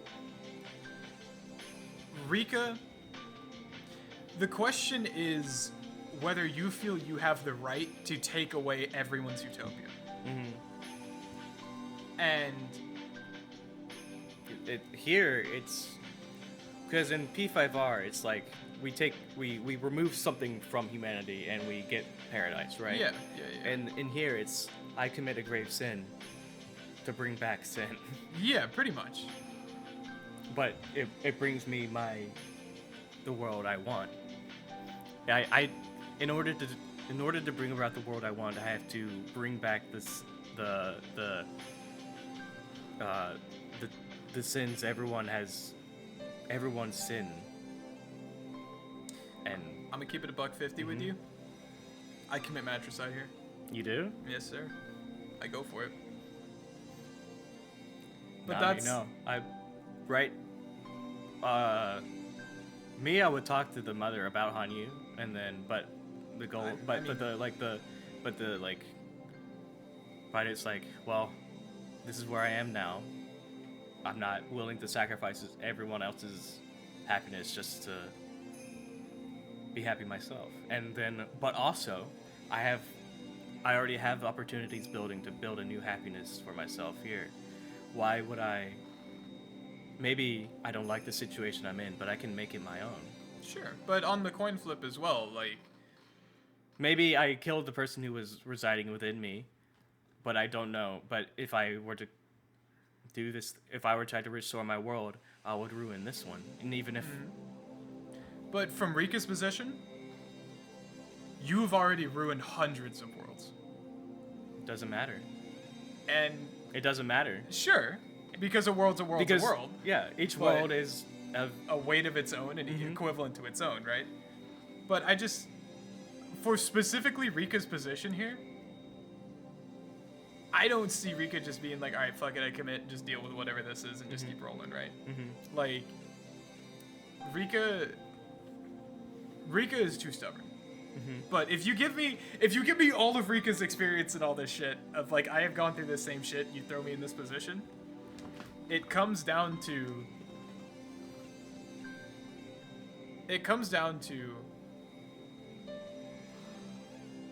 the group would never form without tragedy that follows it. there's And- value in There is value in tragedy. there's value in the hardships in our life, Yes. and you can build a better character. Just look at Sadako. She's a brat, Yeah, she's a piece of shit in this universe. and maybe her life sucks in the original world, but she's became a better person for it. yeah. And then that's when you have to go, okay, well, I mean, even with this world, it's not like no hardship will never happen. It's not like no disaster is going to happen in this world. It's not like nothing horrible is going to happen in this world, right? Like, it's not okay, because if Rika commits to this world, she resets, right? So Rika then resets to a person that has experienced no tragedy and no hardship and is blank slated.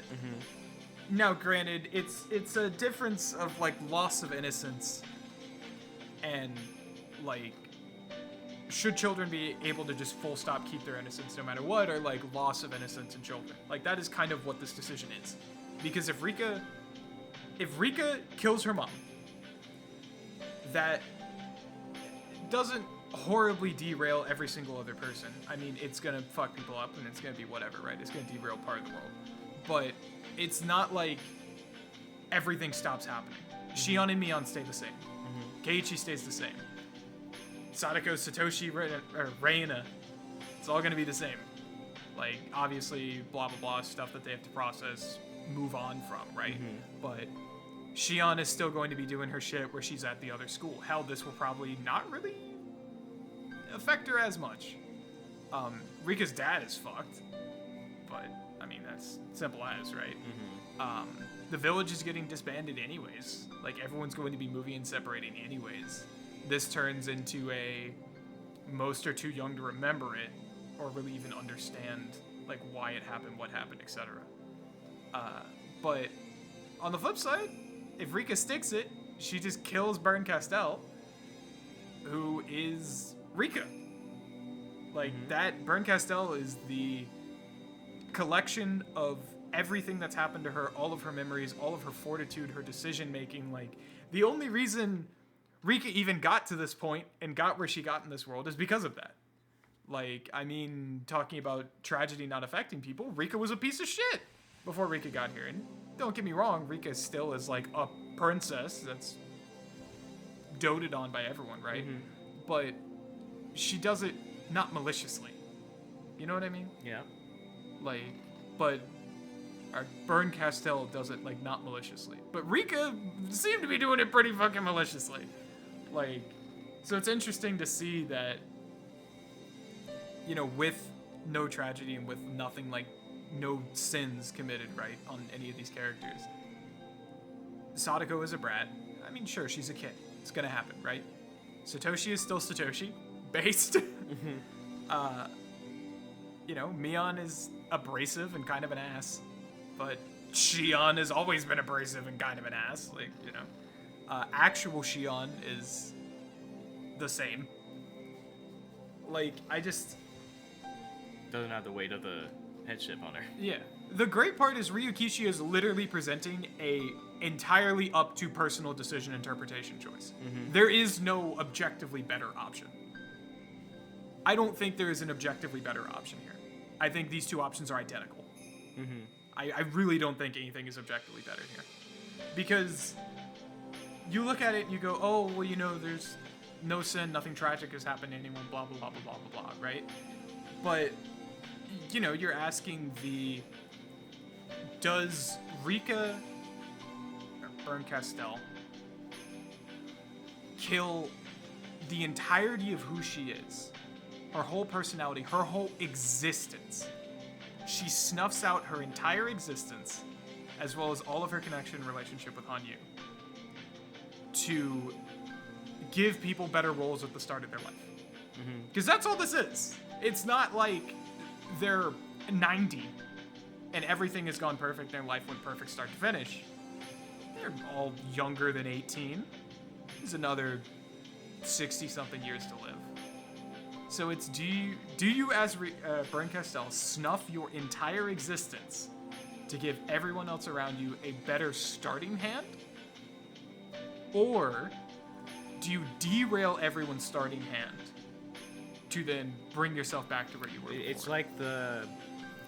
It's like when you think about in the past decisions you've made or things you've done.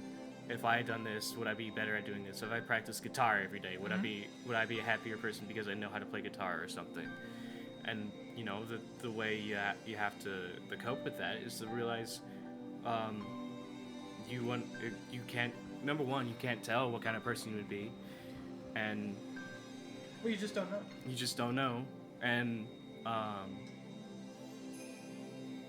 at least for me, I guess, like,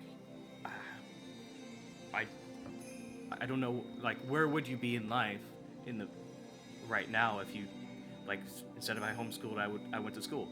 I wouldn't have nearly the same friends. I wouldn't have done nearly the same thing. I mean, I'm only into anime because Aaron showed it to me when he came to my birthday party one time. Maybe, or at least as early as I started. I mean, I was watching Fullmetal Alchemist, but if those like key moments in my life didn't happen, where would I be? And you gotta come to the grips with like, or you have to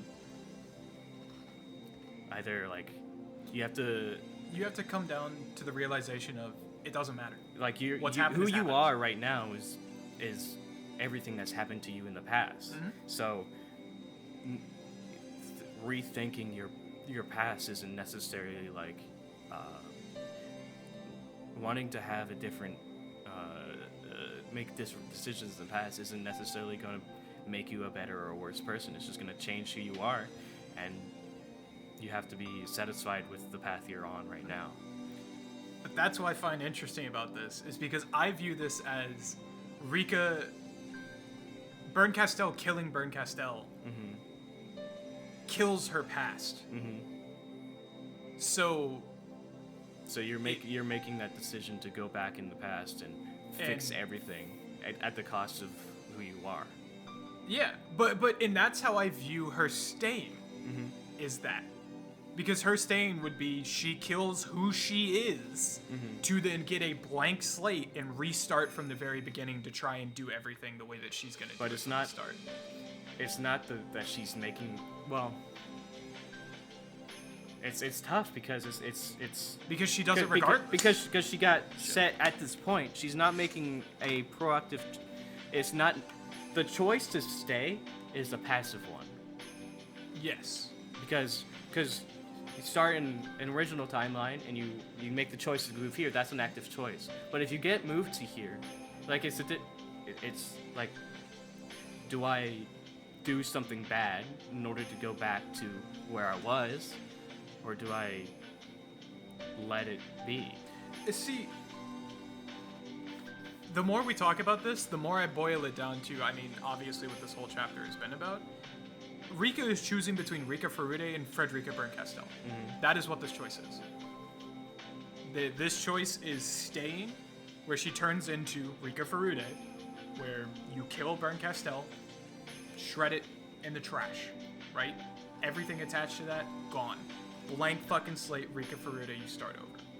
Or does she snuff Rika Furude and be Bern Castell by killing her mother, being returned back into the choosing the fragments and the fates and the powers of the gods to then continue to be Bern Castell?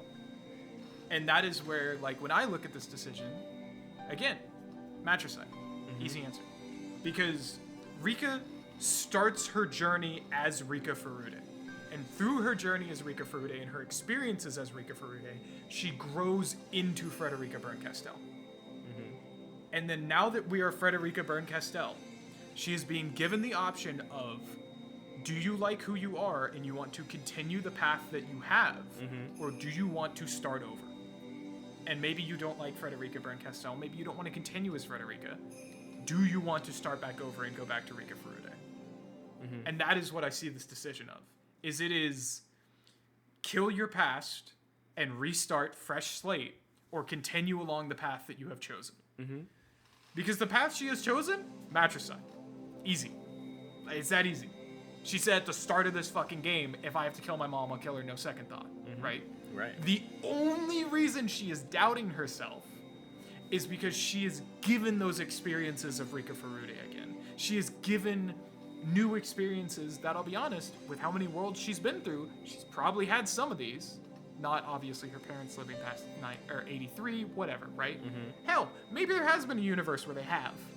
It's just she doesn't remember, because all of that shit is 100 fucking years ago. Across many different timelines, many different years, all these other things.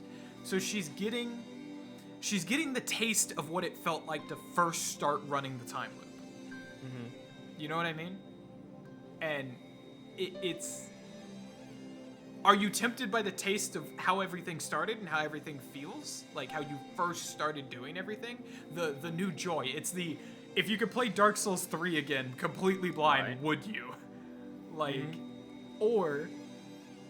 Do you realize all these things have happened, all these things are in the past, there's nothing I can do about this. This is stuff I have experienced and I've moved on from, and continue to trudge forward. Right. Like, and that is the great way that Rika is written, is I don't know what decision she's going to make, because Rika is incredibly flip-floppy. Like, she is a fucking pancake level of flip-floppy, man. She never makes decisions, because she makes everyone make decisions for her. Like, and that's what's interesting, is it feels like Rika is, Rika, where she doesn't know what the fuck she wants to do, because she never knows what the fuck she wants to do. She's struggling between going back to her world and ruining the world for the one that was here before, and just, letting her take back over. Well, and the thing is, she should have never been here to begin with. It's Hanyu's fault that she's here to begin with, like... Because Hanyu was the one that said, I can't let you die, I'll keep you alive. Hanyu was like, fuck, dude, I think someone higher up's responsible for this. I think my superior did something here, man. I don't know what's going on. Maybe to teach you a lesson about all the people you dismissed on your 100-year journey. Yeah. I really like this decision. I mean, for me, it's easy because I just pick keep moving forward regardless. Like, that's just how it is. Because even though, yes, sure, you're derailing whoever Rika was before you showed up. You're derailing blah, blah, blah, blah, blah, right? You're derailing this entire world by making this decision, okay? I'm not arguing you're not. Like, that's how it goes. But, I view this as a decision of... the which pill do you take, and one option is you return to being 10, retaining all the knowledge that you have now, and try and redo everything. Or, you get $1 million, right? It's like something stupid. But I just, what's done is done. The past is the past. You can't change shit. Welcome. Finality. It's part of life. And that's why catch me never in a million years being like, all right, well, I guess I'll just be Rika, and all right, here it goes. Like, that's such a cop-out. Not, in the sense of, writing or whatever, but just, that's such a cop-out. Just deciding, all right, fuck it, I guess I'll just fucking take a backseat. Well, so she's sacrificing whatever. herself. It's a cop-out. For Rika, it's a cop-out. That is how, usually the sacrificing yourself is you're... Rika deserves you're hardship. You're taking the easy way out, right? Rika deserves hardship. Deserves hardship. Tell me I'm you wrong. think 100 years isn't enough for her? No, I don't think it is. Because she has never had to face consequence. Because she just dies. Oh well, next world. She has never had to face true consequence. Rika deserves actual finality that everyone else has to experience. This is a finality decision. She cannot undo this. This isn't, things go wrong, all right, well, let me kill myself and move on. Like Miyakashi, right? Rika deserves to feel what everyone else has to feel, what everyone else in all the other worlds have had to feel, is finality. Hanyu deserves the same thing. Because neither of them have to deal with the finality of being human. Right? And I think that's a core reason why their characters are so interesting, is because they're surrounded by people that have to deal with being human, and they just don't. Like, Rika deserves this. This is easily the most deserved thing Rika has ever experienced. This whole story is a lesson for her. Yeah, it's incredibly fucking deserved. I mean, I said it was deserved when she got hit by the car. And I meant it. Like, Rika did not deserve to have a happy-go-lucky, everything's gone perfect ending, while all of her friends experience incredible, horrible fucking hardship that they have to deal with and they have to take on the chin for the rest of their life. And Rika just goes, this is world 100, baby. Like, come on, man. But yeah, no, I stick with matricide's the only route for this. Rika saying, Bern Castell saying, fuck it, I'm going to be Rika, is another bullshit fucking, I have never had to deal with actual consequence in my entire life answer. Like, it is a cop-out of everyone around me has to deal with sin and hardship. I don't get to. I don't think that's not dealing with consequences. I don't Well, think she that deals really makes with the any consequence sense. and finality of it, right?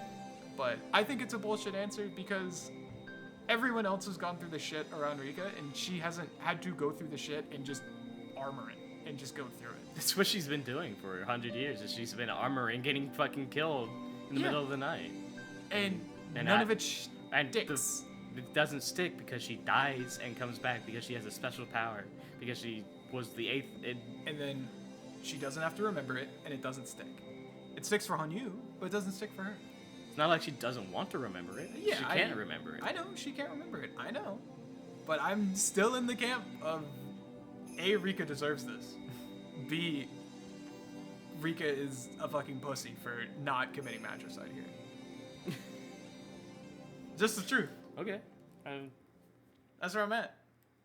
Like, I think that her getting to continue to make a kind of passive decision will piss me off. Yeah. And There I'm you gonna go. be That's the fucking passive furious decision. about it because Rika has done nothing but make passive. The entire Higurashi When They Cry series is about Rika only making passive. Rika and Hanyu only making passive decisions to then realize at the very end that, oh, we actually have to be active forces in our own lives and we can't just kick our feet up and let everything happen around us. And then to immediately have that happen and then be put back in a position where the gods of fate basically go, okay, you said you learned your lesson, now prove it. Right. And then she goes, oh, well, actually, I'm going to make a passive decision again. That's bullshit. Okay. Like- I understand that. Like, and that's where I'm coming from.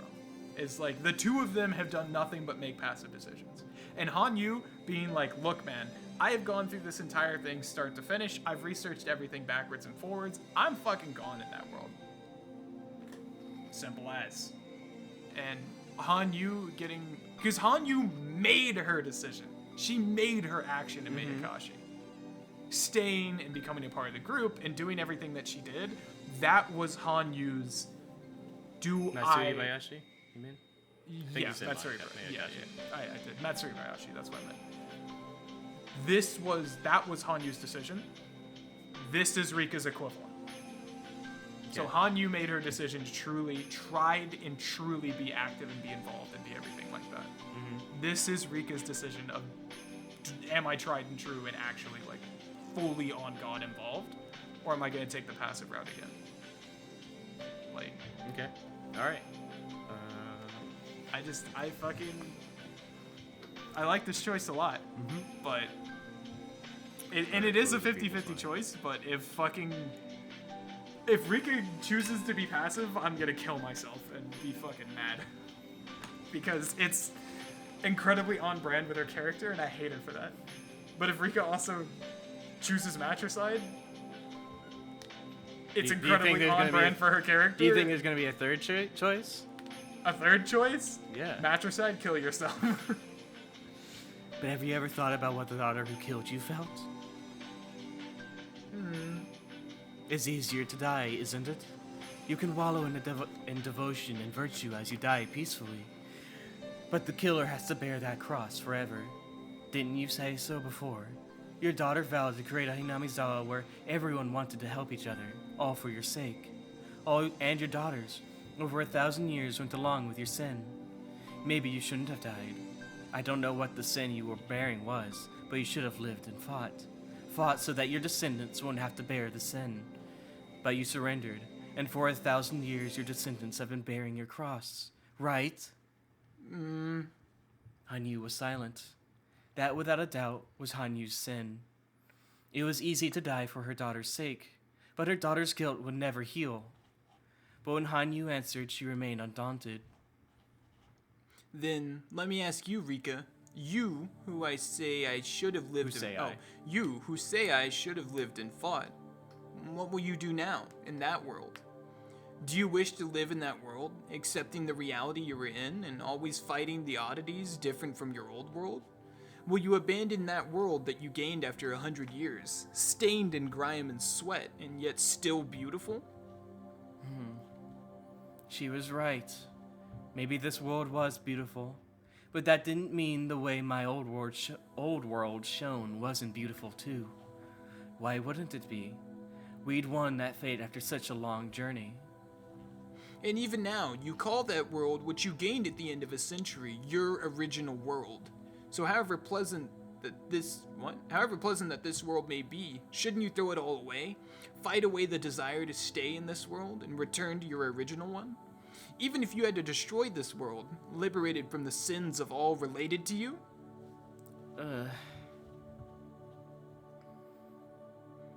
My daughter, who tells me to fight, you too should fight. To fight is not to defeat and overcome the obstacles before you. In the end, that is no more than a simple detour on the straight path before you. To truly fight is to make your own choices. At every choice in life, at every crossroads, people hesitate. Having one choice brightly illuminated, then selecting it. Such a predetermined choice is not a fight. When no matter how many times you are presented with the choice, you choose the same one. It's an inevitability. That's what I was trying to say with looking at your past and Choosing to wipe it. Trying to rethink your decisions. What you need. It's like instead of regretting your past, use what mistakes you've made and use them to build a better future, right? I've told you about my unironic one regret that I have in my life. I only have one. It's literally just one. It is one singular action I have done. I have lived 22 years coming up on 23 of stupid fucking bullshit and doing stupid bullshit my entire life, and I regret one singular thing. What's that? That was telling Allison Hannah from Nick and Hannah that used to do the co-op group with us and everything and co-op with Alexis and Sylvia and all that. It was telling Hannah that I didn't remember anything from my childhood. Yeah? And the pure look of just genuine depression on her face when I said that haunts me for the rest of my life. That is the only thing I've ever regretted in my entire life. Why is that? It's just there was something there. Because did you have a childhood promise that you didn't remember? No, I don't know. That's so fucked up. I don't know. You're actually Saikoi. Like I don't know. Because here's the thing, right? My memory's spotty to begin with. Right. But like I don't remember anything from more than 2 years ago. Year and a half. Like from when I was a kid. 6 months. 3 days. 6 hours. When did we start this recording? 2 weeks. Yeah. Like from when I was a kid to now, I have very from a kid to maybe when I started high school is all 1 month. That has a bunch of different splotted things that happened in between in 1 month, and that's it. I don't remember fucking anything else. Full stop. Like when I try really hard, I can kind of remember stuff, but that's about it. Yeah, it's all kind of for me too. It's just all kind of passive remembering things. Like I'll smell something, and be like, that is a specific memory where I was playing Munch's Odyssey on this TV that I don't. It might have been this uncle, what's his name's house. That's my dad's friend, not like an actual uncle type of deal. But I don't actually remember it. And there's dreams that I remember that weren't real. Yeah, and that's the part that fucks me up. So Nick and Hannah, I barely fucking remembered them, and I could never remember if I actually had a good relationship or not with Hannah. And I was Yeah, because I just kind of passively said it to be like, yeah, like, I don't really remember much, whatever, right? And then after I said that, because I don't have her number, I don't have her on Facebook, I don't have, like, any way to contact her, right? I said that, I got in the car, and then spent the next 2 weeks being flooded with memories of us being, like, tight as fuck when we were kids and, like, doing all this shit, and I was just like, fuck, dude! Yeah. Because I can't even ping her and be like, oh, yeah, I remembered. Holy shit, I'm so sorry, like, how you doing, blah, blah, blah. No, I said no, and move on, good luck. Yeah. Yeah, that's it. It's just the one. I mean, it's how I'm powering through fucking my goddamn bullshit ass no career life right now. It's like, can't regret what I've done. Just gotta move forward, right? That's all you can do. Again, matricide. No other decision. I'm telling you, man. The trad decision is matricide. That is owning everything you've done for your entire life and saying, fuck it, this is what we do. We're running that shit. The Chadley decision. A real choice is when you truly think and worry, when you never know which you should choose. What's this on you? It is precisely the same as the choice between the red box. Yes.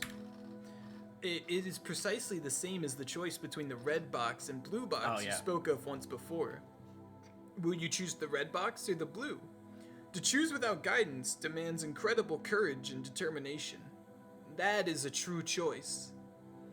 If you knew what was in the boxes, it would no longer be a choice. It's because you do not know what's inside that you can be satisfied with what is in the box you choose. If you knew the contents of the other, it could lead to despair. Being left at a crossroads with no guidance and no hints is what it means to live. You may lazily continue to choose right or knock over the sign Choose the right. Continue to choose the right or knock over the sign and choose at random. You may also search carefully for hints, worrying over how beneficial the left or right would be, and remain at the crossroads forever. Thus, you would be able to accept the final result awaiting you as your own responsibility, would you not?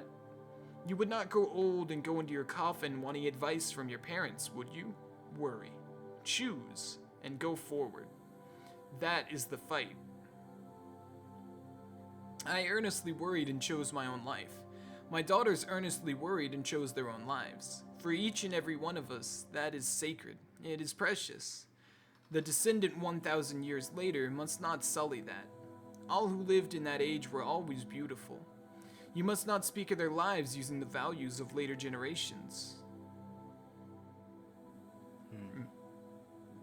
Lastly, I'll tell you something very important. Kamu no Mikoto no Ri. The Kamu no Mikoto no Ri's power that connects us will soon be lost forever. I will never again be able to interfere with that world. So this is the last night I'll be able to hear one of these helpful lectures. There is one more thing. The fragment that has appeared in your mother will lose its power forever when the sun sets tomorrow. Losing doesn't mean disappearing. It means you will forever lose the chance to take back that fragment with your own hands. Which means I need to make my decision about whether to go back to my original world by sundown tomorrow. There's no third option to put the choice off. No. You may also choose to flee the decision, purposely ignore the last moment you have to choose, and passively stay in that world.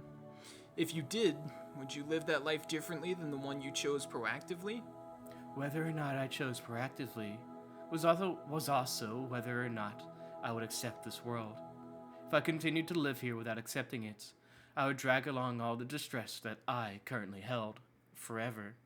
Compared to that, maybe it would be a lot better just to choose one or the other. But even that wasn't easy. Hanyu had said that very distress itself was the battle. Now, Rika, fight.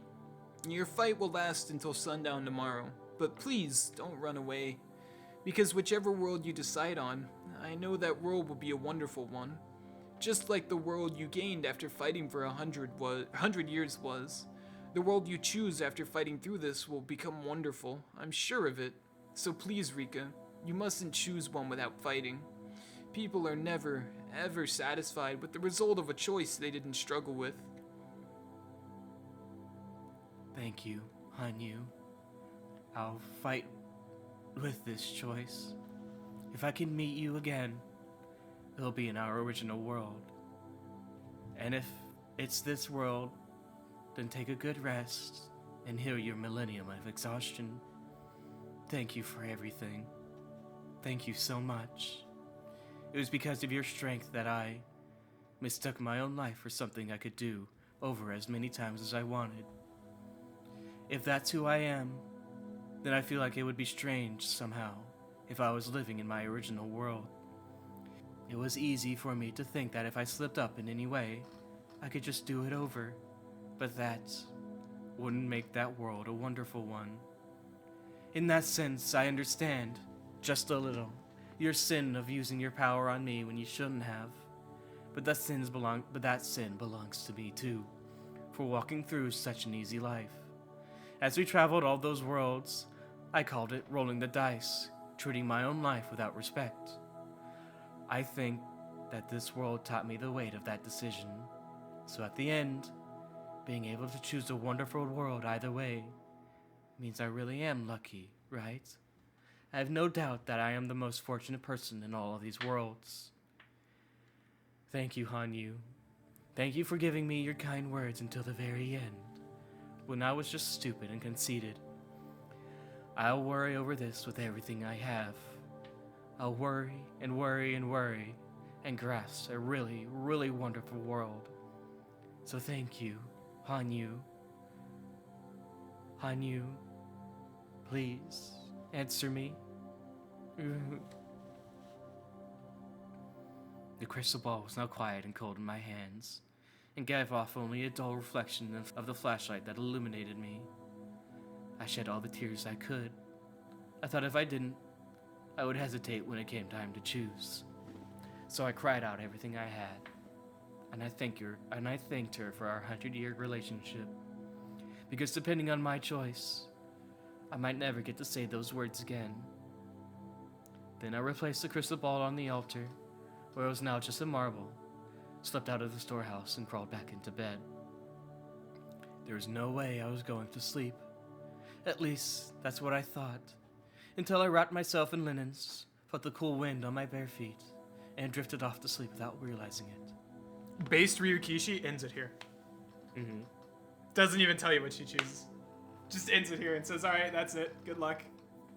Rika Furude was going to sleep. I was going to sleep. Good night, everyone. Good night. Me.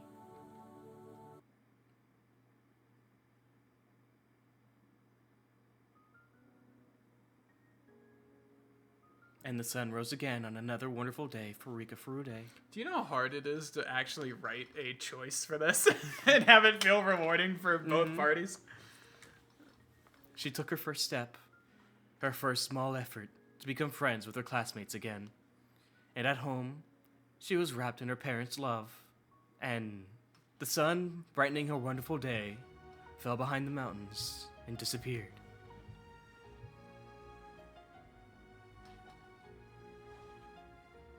This is more emotional than I remember it being.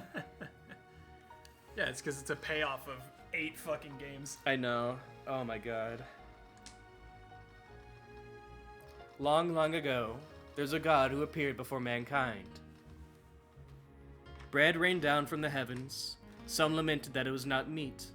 Meat rained down from the heavens. Some lamented they preferred bread. God descended down from the heavens.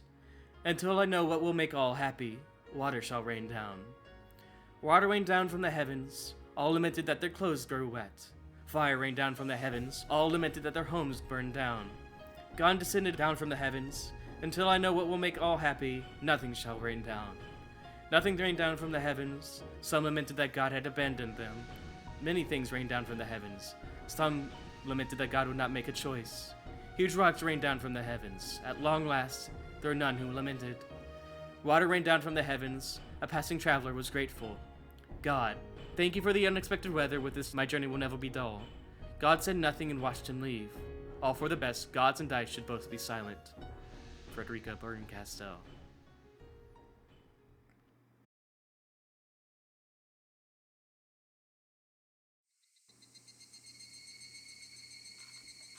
Ooh. So, what do you think this is gonna be?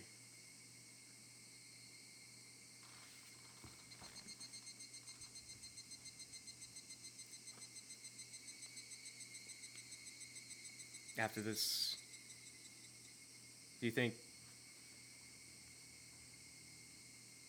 I'm gonna say I think she did it. Okay. That's what I'm gonna say.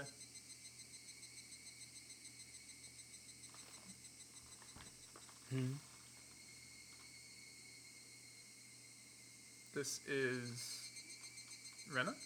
Maybe. Do you know who I am, Rika-chan? Me? Yes. Where am I? After hearing that answer, the nurse burst out of the room in sheer surprise. There's just a random nurse. So, Oh, my bad. how rude. Where's Dr. Irie? Call him at once. Tell him Rika-chan has come too. V has come too. My head hurts. Oh, thank goodness. Thank goodness. Do you remember what happened? Me. Is this the clinic? Yeah. While you were heading back to Hinamizawa with your friends, you had an accident and hit your head and never woke up again. We feared your consciousness would never return. Thank goodness. Oh, thank goodness. I told you she'd do it. I fucking told you she'd do it. Irie even had a few tears in his eyes as he spoke. I was still just a little scared. I wanted to make sure that this was the world I knew so well. So I mustered my courage and asked Irie. Yes, all your friends were incredibly worried about you. Satoko-chan, of course, and Mayabara-kun and Mion-san and Rena-san. Unfortunately, Satoshi-kun still hasn't reached a state where he can wake up yet. They know! And my mother? Your memories must still be a little confused. That happens when you've been unconscious for a long time. Is she dead? Yes, she died 2 years ago on the day of Otanagashi. Were you dreaming of your mother while you were asleep? Thank you. I'm fine now. Knowing that my mother is dead gives me a complex feeling. But there wasn't any doubt that this was the world I knew so well. And according to Irie, it had been a little over a month since the accident. After telling me he'd be right back, he scrambled out of the room. Left in my hospital room, filled with the voices of cicadas, I could do nothing but wander through my vague memories for a time. I was tooling around on my bike while heading home from playing at the pool with everyone, and got hit by a car, right? But the world I awoke to after that is still vivid in my mind. And if this is my original world, then I, after grappling with that difficult choice, chose my old world and safely ended my long journey to return to it. Or was that all just a long dream I had, like Irie said, while I was in a coma from the accident? I don't know. Hanyu, are you there? Why did that feel so good? To see. I hate this stupid fucking rat, man. Ow. That's good. Waking up in that world and not seeing you straight away was really disheartening. Has something like that ever happened? I've always been the first one you saw whenever you woke up, Rika. Hanyu speaks to me while wearing an affectionate expression, but her saying that at length just makes me remember the world of just a few moments ago. Because for the first time, Hanyu wasn't there when I woke up. Hanyu, that world, was it a dream or was it real? I don't really understand what you're saying, Rika. Did something happen? Are you serious? Rika, I don't understand what you're talking about. Was Hanyu playing dumb? Or was she telling the truth? I couldn't tell. Then, oh, Then, what was that world I was just in? A dream? a dream. Hanyu answered immediately, and hearing that convinced me. That sinless world was no dream. Then, I killed her with my own hands. My mother had the fragment. I shouldn't have been able to return to my original world without killing her. If I was here, that meant I'd killed her. Then, after I killed her, I had killed myself, like usual, to send myself to the world of the gods. And conveniently, when I die, it goes back through my memories right before the event and tears them apart. So it's only natural that my memories of personally killing my mother didn't remain. Trembling, I looked at the palms of my hands. They were pure white, pale, and bloodless. No, that was just it. That alone made me remember the feeling spread across my hands. That warm, sticky, slimy sensation. It's the end of fucking Matsuru Miyoshi, man. Or Miyakashi. My fragment welled up inside me. Something inside me was desperately holding back the memories of that alien world. Crying out for some reason, desperately holding them back. Because if they spilled out, they would surely swallow me whole. Rika, you need to calm down. Hanyu put her hand on my forehead, and I felt as though something was grabbing my lungs in a fist. A sense of suffocation, like something was squeezing the breath out of me. But it was squeezing those feelings about to swallow me up too, and they couldn't come up any further. In exchange for the choking sensation, I gulped down the rising emotions, beginning to steadily regain my composure. Hanyu realized it and took her hand away.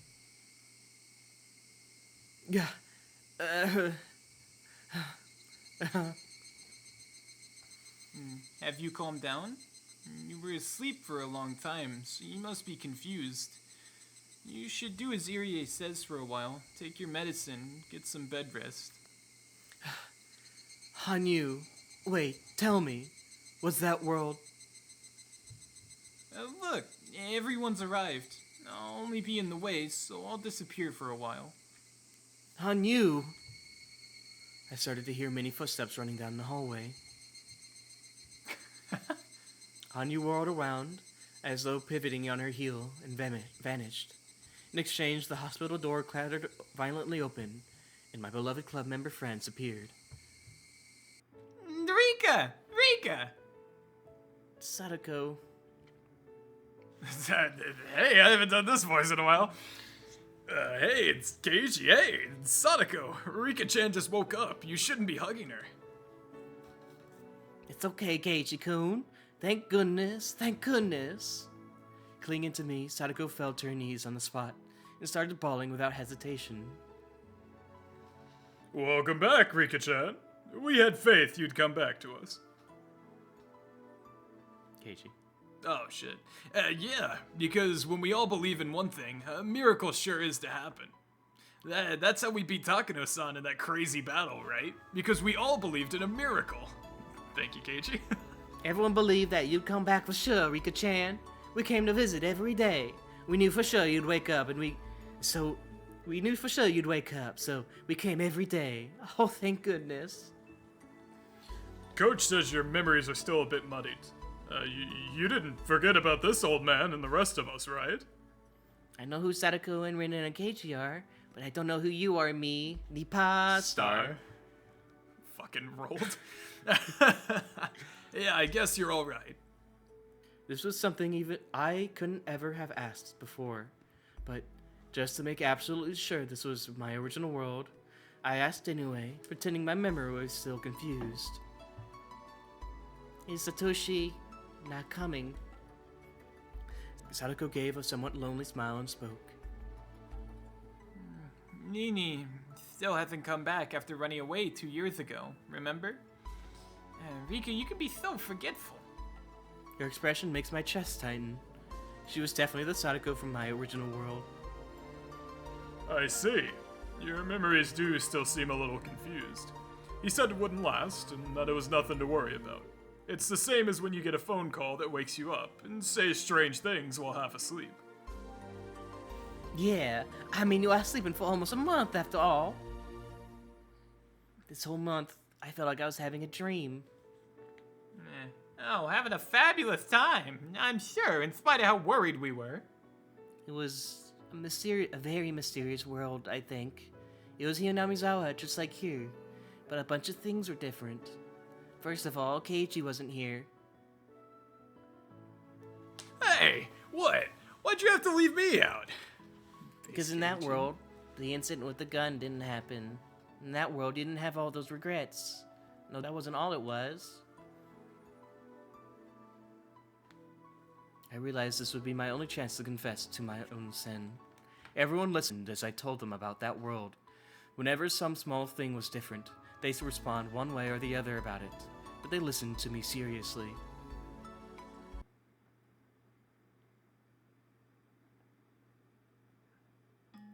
So the reason I'm here is because I weighed this world and that one, and chose this world, I think.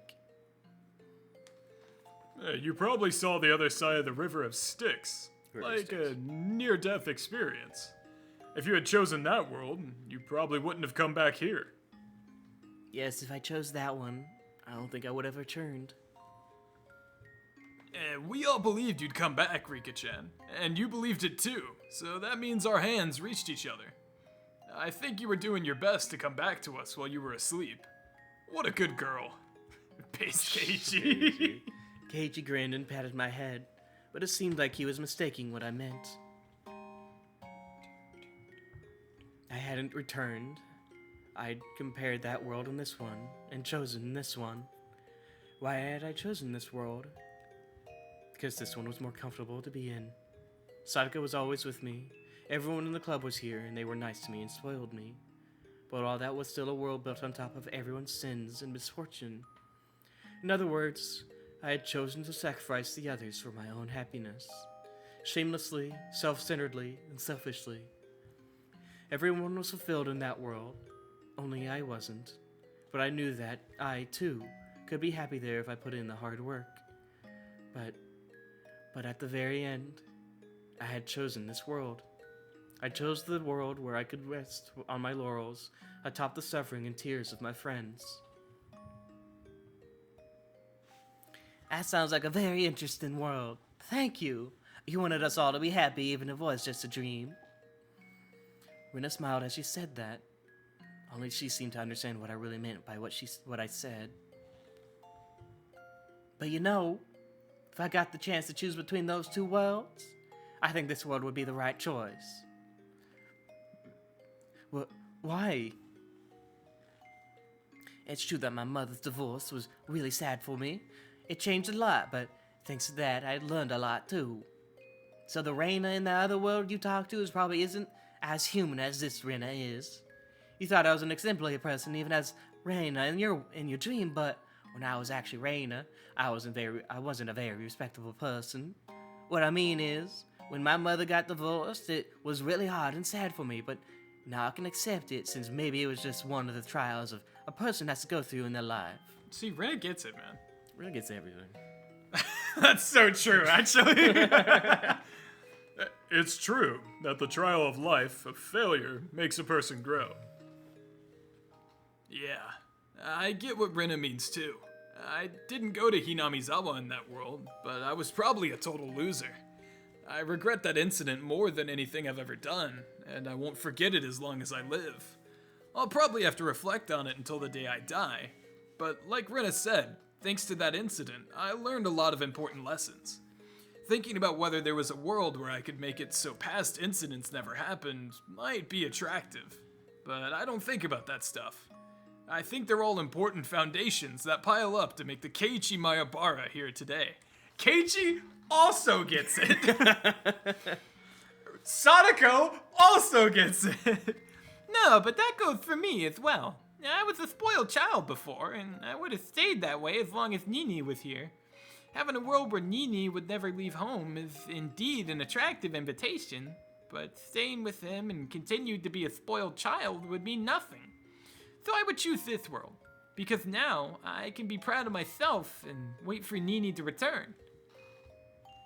See, that's the thing, man. Every motherfucker in this world also would have picked this world. Do you all really think that? I worried so much, thinking I had to erase my sin. And now you're rejecting the choice of a beautiful world where those sins don't exist? Yep. I think this world is more valuable. Based, Rena. But why? Because the future of this world was something we all worked together to achieve. The people in that world were just idling their time away, right? Idling away. But is living without sin a sin itself? It's not, but this one is still more valuable. I think that the flowers that grow up in a greenhouse without difficulty are beautiful, sure, but maybe wildflowers that withstand the rain and wind and heat and cold have something more to them than beauty. I'm only talking about how important that is. Is there a reason to be ashamed of a beat-up wildflower? But are you asked to choose whether to grow up in a greenhouse or in a field? Oh, I get it. That's what you've been getting wrong all along, Rika-chan. Meep. We're all wildflowers that sprouted in the field, aren't we? Once you've bloomed, there's no point in comparing them to an impossible imaginary future. Rika-chan, you're talking from the point of view of something higher than a flower, something not human. Which of those two worlds is happier? The only ones that can debate that are the gods who can go between those worlds. But for the human named Rika-chan, there's only one world. Wait. I mean, you're in both worlds, but you can't go in between them. The wildflower you and the greenhouse you both exist, and I think both of them are living proudly, following the destiny of their worlds. The wildfowl saying things like, I wouldn't have struggled with anything if I grew up in the greenhouse, doesn't make sense to begin with. We're all flowers.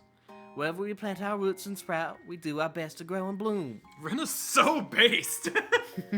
Yeah, wishing you were born to a super rich family is what losers say in their sleep. If you had time to fantasize, you should start putting in the effort and find a cheap supermarket so you can save up change. Yeah, Sadako was proud of herself, so even if there was a world where she was super rich, I think you could compare them and not find either of them to be worse than the other.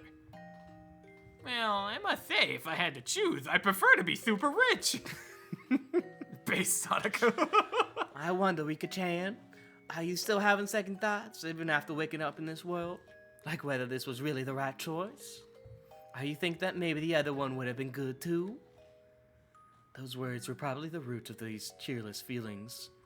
I love this world, but I couldn't help but be troubled given the depth of my own sin, of abandoning the world and insisting everyone else be sinners.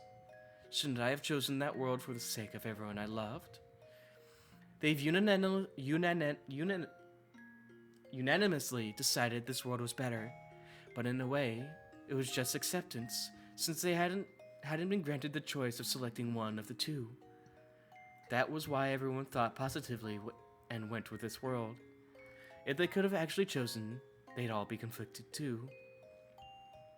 It must be hard, so that's why the sadness that deep down won't heal, Rika-chan. And yet, only Rena seemed to have figured everything out.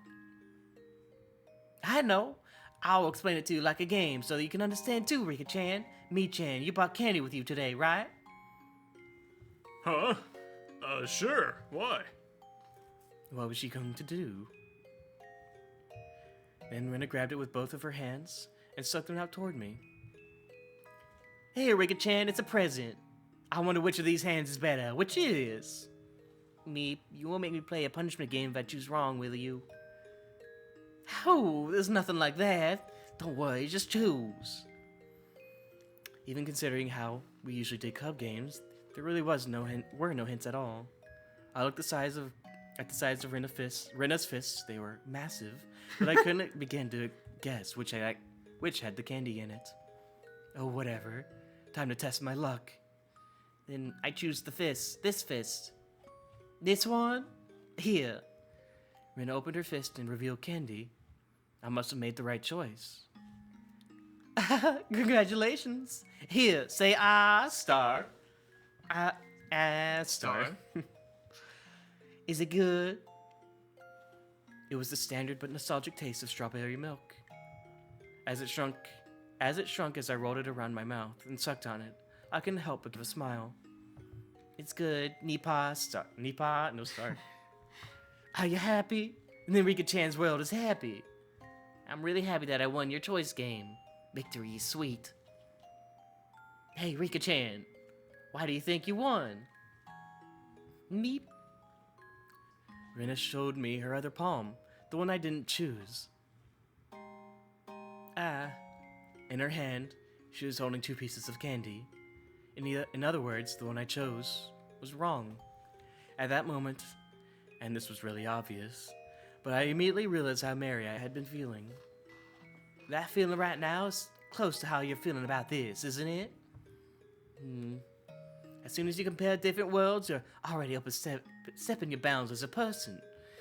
It's God's job to worry over which is better, not ours. We only ever have one world given to us and well made so that we can find happiness in it. In your dream, Rika-chan, you were a god who could go between 2 worlds, and which made you feel like that. But you can't worry about what was in my other hand. I was a witch who had lived over 100 years in countless worlds. That was exactly why I always believed I was special, someone who could overcome millions of choices to gain happiness. That I was able to gain happiness, that I was sure to, but I had it completely backwards. I wasn't any better than anyone else. When it came to finding happiness, I was the worst of them all. Real. Then, I remembered how Hanyu had so curtly and quickly told me the other world was a dream. It wasn't a dream, but now that I'd chosen, this was reality. That really was nothing more than a dream. When a cat is in a box, you can imagine 2 futures, one where it's alive and one where it's dead. But when you open it, there's only one future. The other future, at that moment, becomes no more than a dream. The one who opens it accepts the future inside and lives. Worrying about which of the 2 futures in the box was better was a job for those who weren't human, those who could interfere with the contents. As a mere human being, I had awkwardly trodden in the world of the gods, which is why I'd misunderstood some important things, wasn't it? In that world, Hanyu had regrets. She regretted having used the power of the gods to interfere with my life. And now, I finally understood why. She was quite clear about it.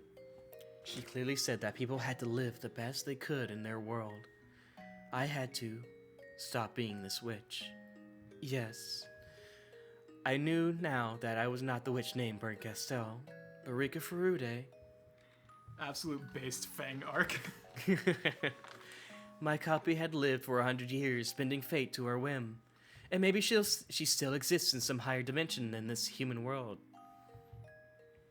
But it was no longer who I was. I was Rika Furude. In this world, I would live. And in this world, I would seize happiness. I mustn't use that power ever again.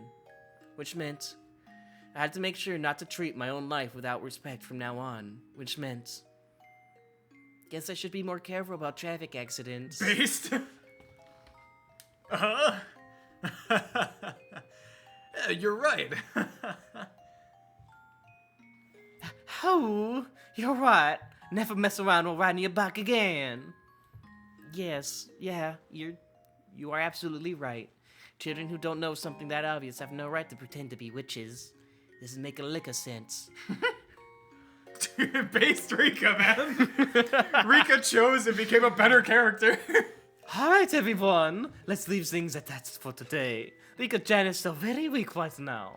You can all come visit again tomorrow, so let's let her have some rest. Coach appeared and clapped his hands together, but my friends weren't finished saying goodbye just yet. Rika, are you alright now? Thank you. Rena explained everything to me better than your tied-up tongue ever could. I'm okay now.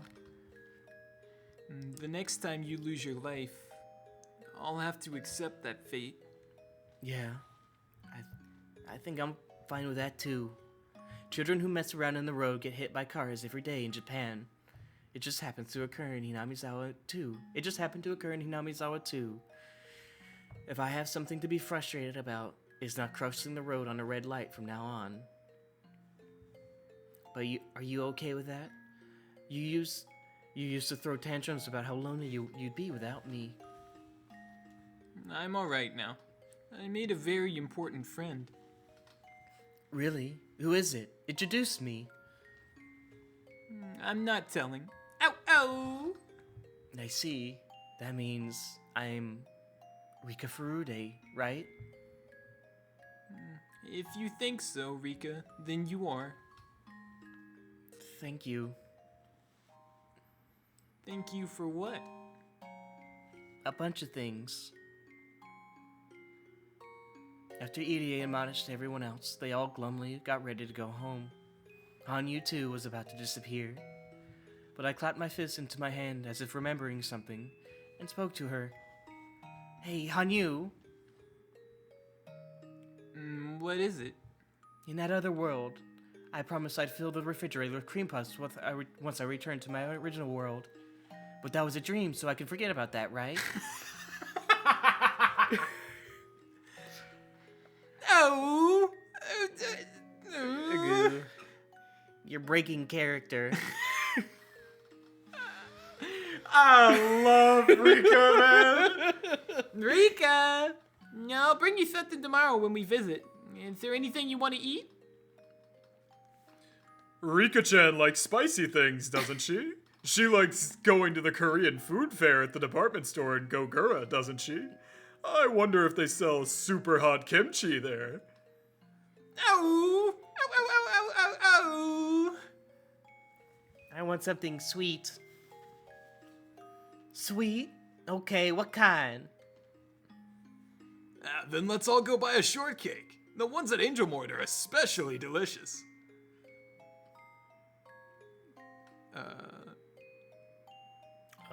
This is Rika. Then I'll go with some cream puffs from Angel Mort. Cheap ones are fine. I just want to eat a lot. It's a good thing you're energetic enough to eat. But it doesn't matter what kind of food. If you eat a lot, you'll be back to normal. Now then, everyone. Visiting hours are over.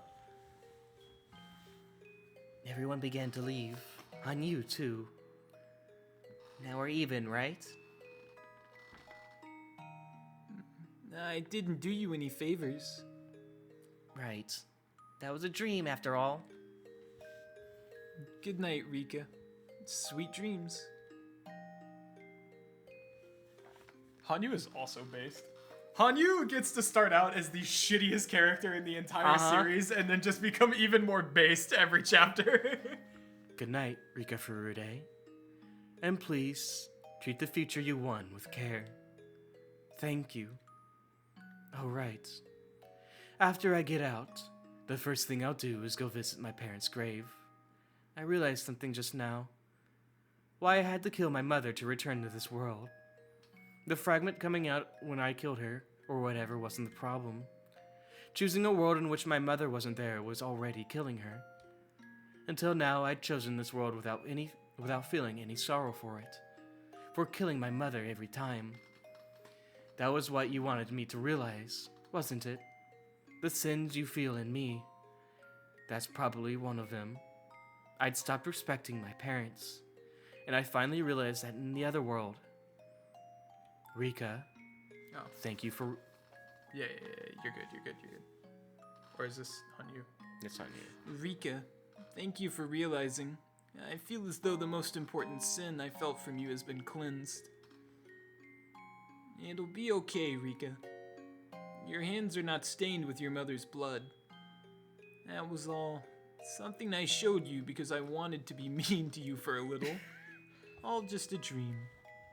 May you forget all of it when you awaken from your slumber. Good night, Rika. Sleep deep, sleep deep. As I dream of how you will color your life in the future. You know, the actual based reality is Hanyu did just gaslight the fuck out of her.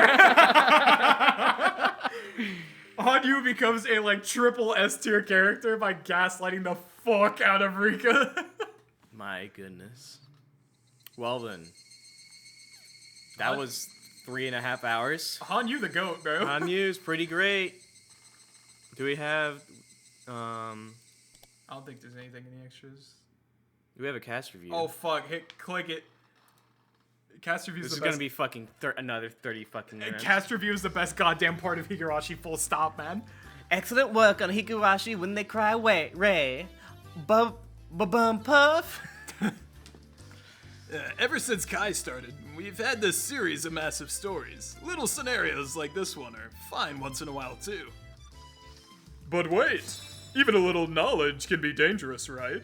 Wasn't the first chapter's Saikoroshi pretty heavy on the thematic side? It was. Haven't we often given up on certain sacrifices and blamed it all on the dice of fate? Not being able to blame it on anyone seems a very painful choice. Yeah, I didn't really understand it, but I had no idea such a mean story would follow right after the grand finale in Matsuri Bayashi. Buishi. She scuffed through it, don't worry. I went through a lot of bad things in that story. Meep. Deserved. Dude, she's here! I was happy I got to make so many appearances. Ow, ow, Star. Really? But if I put myself in the main character's shoes, it would really stink. If it were me, I think I had been worrying so much the time limit to go back to our original world would have run out. Huh? Why worry? What? Shion? My bad. Huh? Why worry? That world was in a nightmare, right? Didn't Hanyu say that world was a dream at the end? You'd just have to do your best to wake up from it. That shit was... No, sis. I thought that after she chose her original world, it would have been too much for her to think about the world she didn't choose, which is why Hanyu told her it was a dream. I think it was so she could sever any lingering attachments to it. In the story, I said a few things about having regrets for the choices you don't pick. Yeah, I think that either world would have been the real one, depending on what Rika chooses. If she'd chosen the other one, maybe her original world would have been the dream. It might have been all a hallucination I saw when Sadako hit me with a ball and knocked me out. The scenario wanted Rika-chan to make a choice, so it made things tough for her. But after all that, maybe a coin flip would have been easier for her to handle. Like I said during the story, I think it would have meant running away from the choice. Whatever choice you make, if you made it yourself, you can be okay with it. But if you didn't make the choice yourself, you'd have a reason to keep complaining forever. Yep. You have a choice to make before you... You have a choice to make before you even make the choice. Whether to choose or not. With some choices, there's just no way to pick one option. That was probably the theme of Saikoroshi, the distress that can cause. Okay. That was a really cruel tale. It made me out to be a cold person, and Rika hit me with a chair! It added insult to injury. That doesn't matter. This old man barely had any scenes. But I guess it's okay. I had a huge role during Matsuri Bayashi to make up for it. I fucking hate Mion. I showed up a lot in both of them, so I'm nice and full. Ow, ow, ow, star. Mm-hmm. You appeared pretty often in Ray. You didn't first show up until later, though, so perhaps it was alright. Alright, Rika. Come to think of it, Higurashi was all about me, and the story's a tiny bit lovey-dovey. How? Yeah, actually, the way your cute mode sends you on a rampage reminded me of how I saw you way back at the beginning of Higurashi. This is just my impression after reading the story, but sis, you have to start...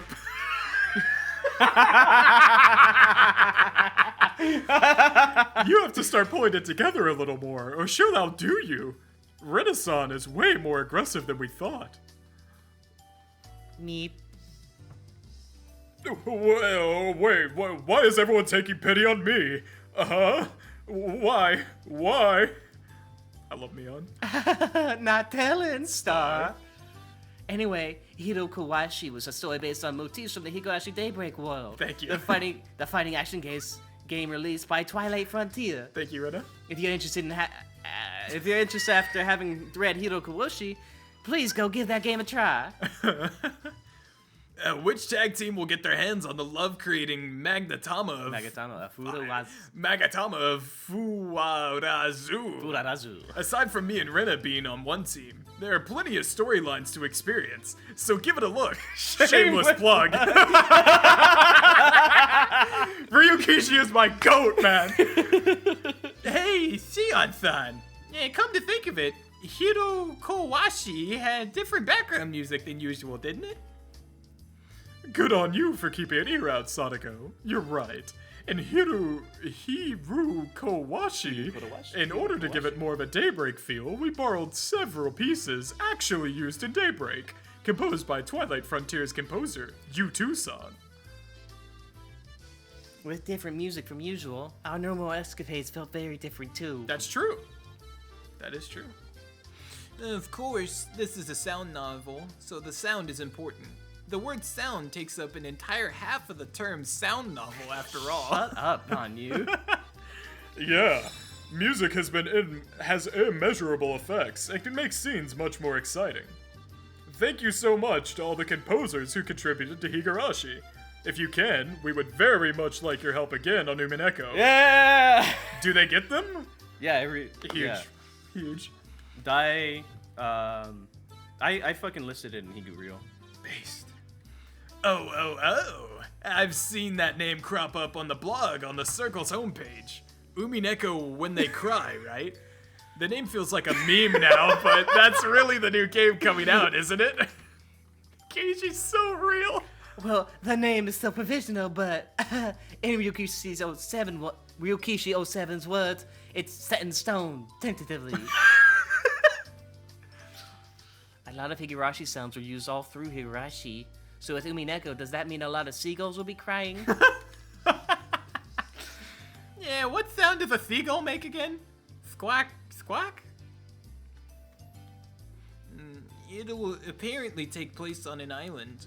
And with the words island and ocean in mind, seagulls come up as the natural animal you'd hear making noises in the background. What? They decided the title based on something so minor? Anyway, wouldn't it be more difficult if you didn't even have a temporary title? You have to put together stuff like this beforehand, or you'll be in trouble later.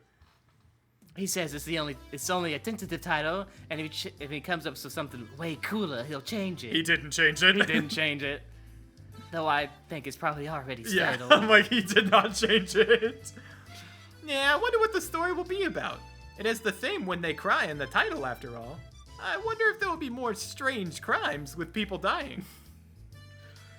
I don't think there's any doubt about that.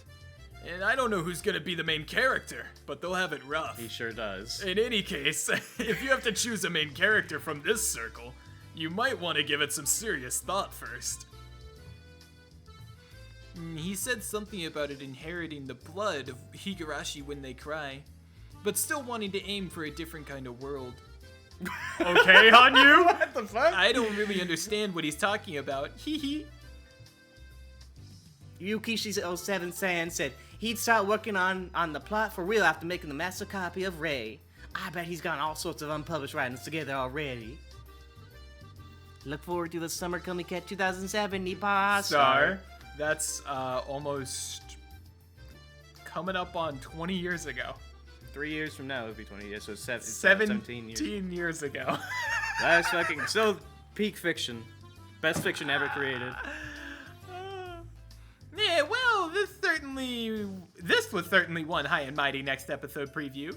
Judging by how there aren't even screenshots of it yet, he must have meant it was when he said he'd start working on it for real after finishing Rei. That is Ryukishi. Now. Next year's summer Comiket is still 8 months away. We'll just have to relax and wait. Please keep checking on the Circle's development. Yeah, the Circle's development blog for progress. That does it for our PR announcements. Thank you, Mion. Very cool. how did you like Higurashi When They Cry, Ray? We hope you enjoyed it. This volume was called Ray, meaning gratitude, because we wanted to thank all of those who enjoyed Higurashi and supported us. If you enjoyed it, then we couldn't possibly be happier. Right when we thought we wouldn't be showing up anymore after Matsuri Bayashi, too. We had a ton of fun appearing again like this. Our Higurashi world antics are still a blast. Yeah, maybe Higurashi's most interesting facet was having all kinds of stories. Happy ones, angry ones, sad ones, and fun ones. And Saikoroshi and Higurashi both fit right in. I had a lot of fun in appearing in all sorts of different ways. I still haven't shown up enough. Is this the last time we'll be appearing? Ow, ow. Ryukishio7 was thinking he wouldn't write any more Higurashi from now on, but he had a lot of fun writing these stories, so he might have changed his mind a little. He said he'd still like to write a few more things if he has time. I assume Ho Plus came out after this, right? No! A while. It came out fairly recently. After Umineko. Oh wow, really? And that's how it should be. I want him to write a lot more about how amazing I am. Our appearances, or rather Higurashi When They Cry, isn't over yet. Yep, there's no such thing as an ending. We're still living and we'll have all kinds of experiences after this and many more capers. Yeah, as long as we're in Hinamizawa, there's no way weird stuff won't happen. Q. That goes for more than just our club activities. There might be more horrific tragedies too. I'd very much like you to be in those tragedies, sis. But I want to be in the romance with Satoshi-kun. That's right. We still haven't had a story where Nini comes back. Just the fucking wow. Wow. You're right. I'd like if it was a story that I had something real to do. Holy shit, Tomatake Gonna Flash! get a whole cast. Everyone Fucking... cycle through. Fuck, Keiichi, there it is, that's right. I want to show up doing a lot more cool things too. What about a Jiro Tomatake Stormcloud chapter? Hello, Takano. Wouldn't a story depicting their adult relationship be a little too stimulating for all the good boys and girls? How about we bring them a story about my splendid younger years to set an example for the youngsters? There he is. I'd be interested in your days as a kid, Oishi-san. And I'd like to see a story about my own mahjong days. Please, don't. No! Please don't. Sheesh. Oh, sheesh. It's all over the moment you start rambling on about your younger days. I don't care about my days as a greenhorn. I want to be the main character and have a major role. Don't you? Kasai. You jest. Flashy roles? No thank you. What about you, Chie-sensei? You're young, so I'm sure you want a more important role. It is going to be every sprite that we have in the game. If someone gave me the chance, maybe I would, but if I was the protagonist, well, I think they'd have to change the title. What about you, Irie-sensei? Would you like to be one? Who? Me? Well, of course. If someone called on me to do it, I'd take the role. Everyone born into this world wants to be our main character at least once. What about you, Konogi-san? You are very powerful, so I'm sure you want to be there in the spotlight. We are hitting every sprite in the game. I'm fine with my role as the villain. If I had the chance, I'd like to make even more of a mess of things. Oh my god. I forgot Rita's in the game! Oh my god. I think Rita's me. It's been so Hey, long. you are Rena. Oh my god, Valley Girl. Wait, I literally just uploaded the first Rena video like last week. God. Oh, I forgot about voiceover. Do I run the Valley Girl? I have Yeah, to you run the Valley Girl. There's no way I don't. Oh my god, me too. I'm fine with being a villain, but I just want to show up again. It's only because we're such great villains that the main character looks so good. Tepe? Yep. Am I Tepe? Yeah, I think you're Tepe. what is he, a New Yorker or some shit? Yeah, probably from the Bronx. I don't know. I don't know what to fucking do. I had enough. Of... No. Kasai? I've had enough of being the villain. I don't fucking know I don't know how to do voices. I can do female voices perfectly fine. I can't do different male voices. Buddy can only voice women.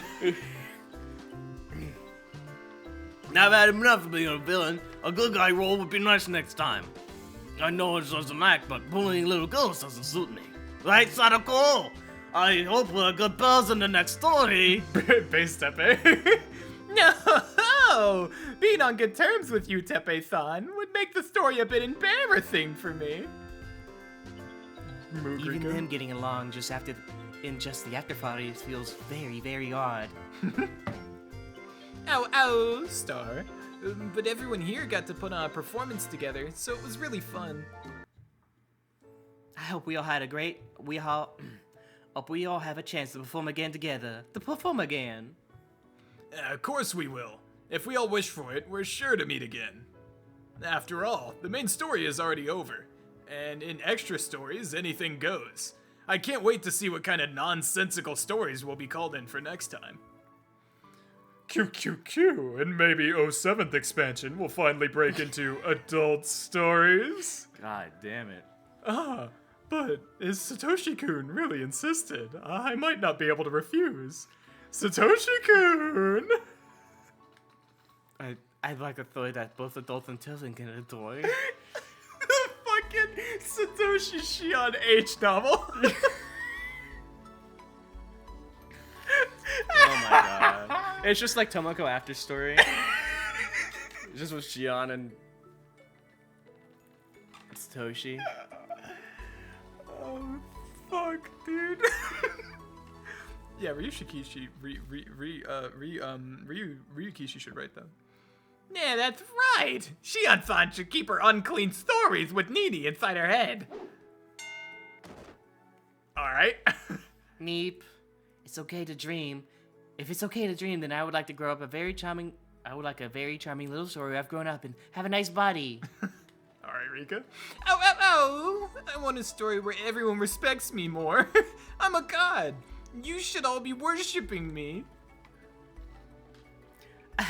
Nobody's had enough yet. I feel like we'll all have to meet again together for a new story. We're really grateful to everyone for continuing to follow Higurashi when they cry up until today. On behalf of all the characters appearing in Higurashi, we'd like to extend our thanks. The only reason we made it to this point was because of how much you all supported us. Thank you so much. And we're looking forward to meeting again in some odd and special stories. Are you ready, everyone? 1, 2.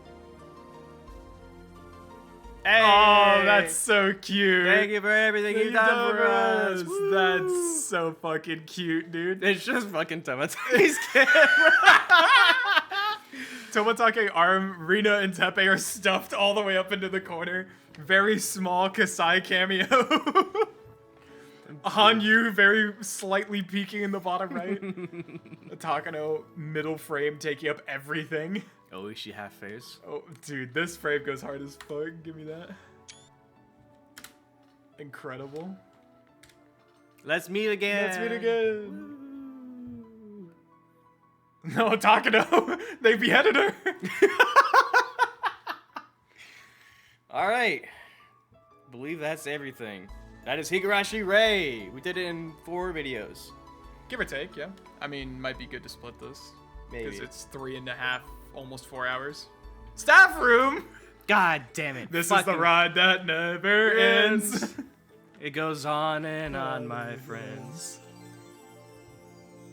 She's gonna be a PNG here for Yukishi. Okanogi!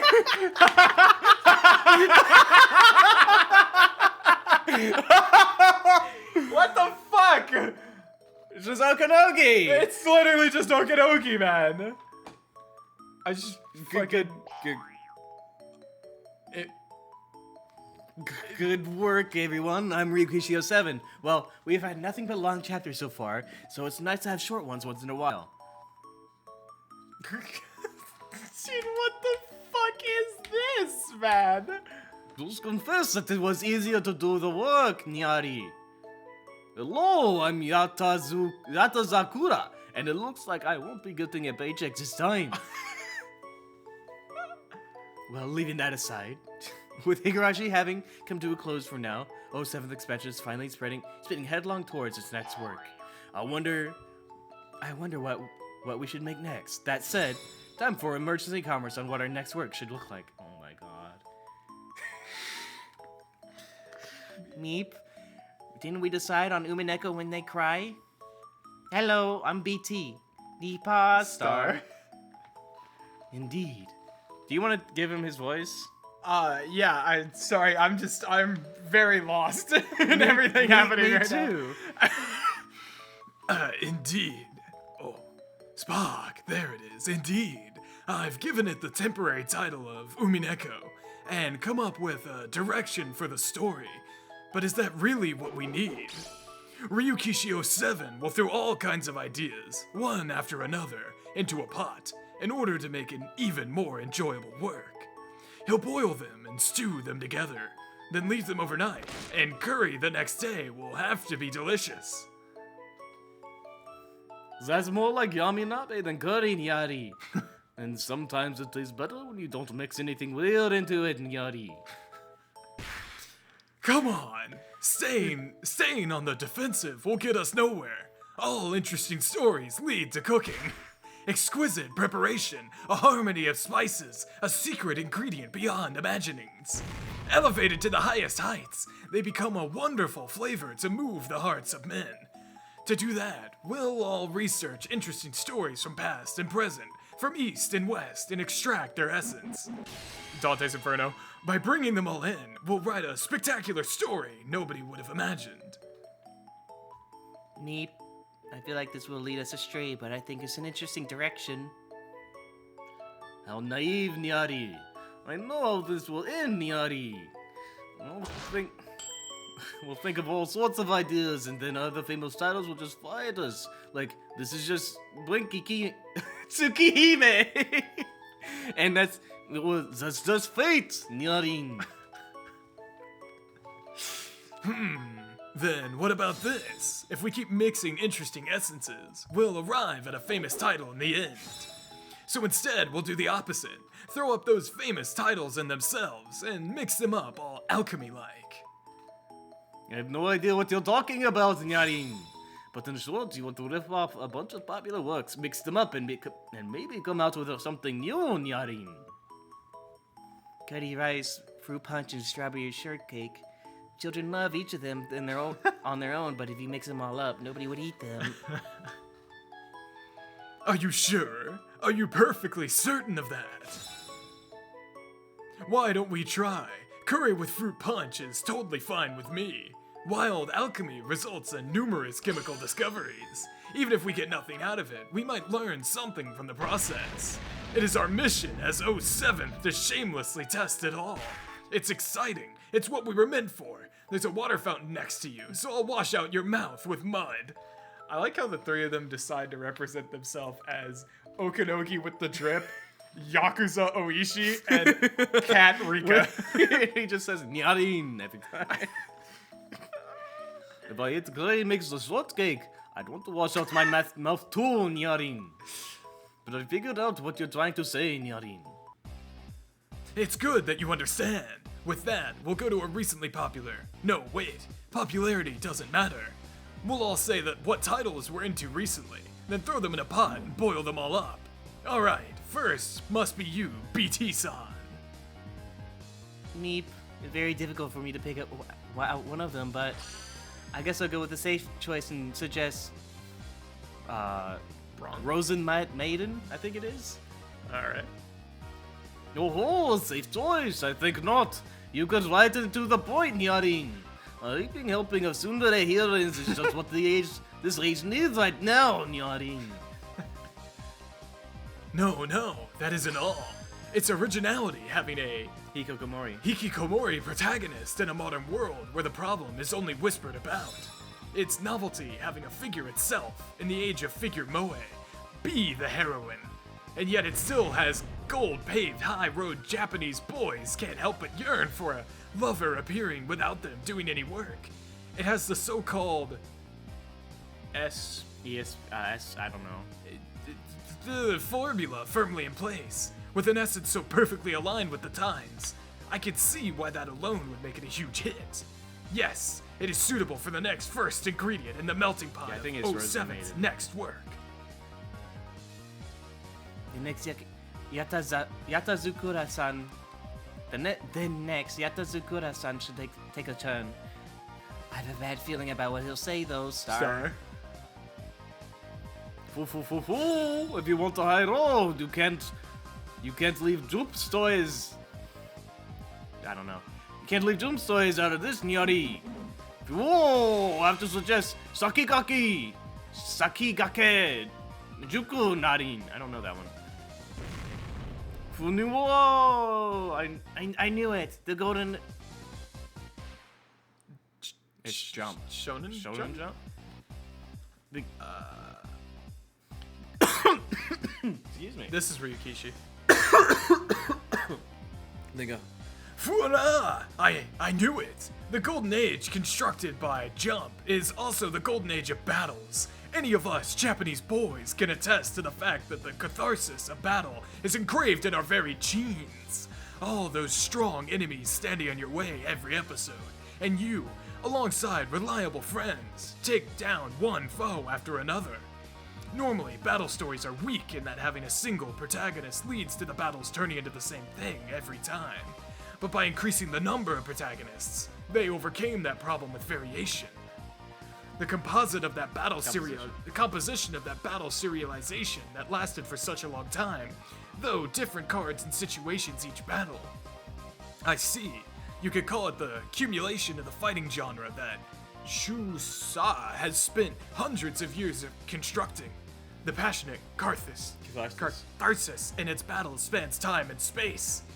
Thanks to the golden work called Fate, it has proven its unchanging attractiveness even in the 21st century. However, I don't know. Zen and Juku already feel like chlorinated cleaner and acidic cleaner. How naive! Juku's characters might be macho, school uniform men, and they might be plunged into sweat, but it's merely the outlook of Jump comics. And only because Hoku no Ken was... It's Hoku something, I forget. Hoku no Ken was in his prime at the time, Nyarin. In other words, the essence itself is not in the visuals, but in the catharsis of strings of battles and the myriad of combat situations that would have never been opposed to Zen, Nyarin. Nyarin sounds very just flowy with Oishi, man. It really is. Yes, a sharp reading is always from you, Yatazakura. Yatazakura-kun. You're correct. In other words, we must elevate the L game that appears in Zen's story as well to Juku's fighting tournament. In other words, the school principal must be a NEET and a shut-in. And then the tsundere heroines appear uninvited. His action-packed days with those girls is only the opening. Eventually, he'll announce the ass game out of nowhere.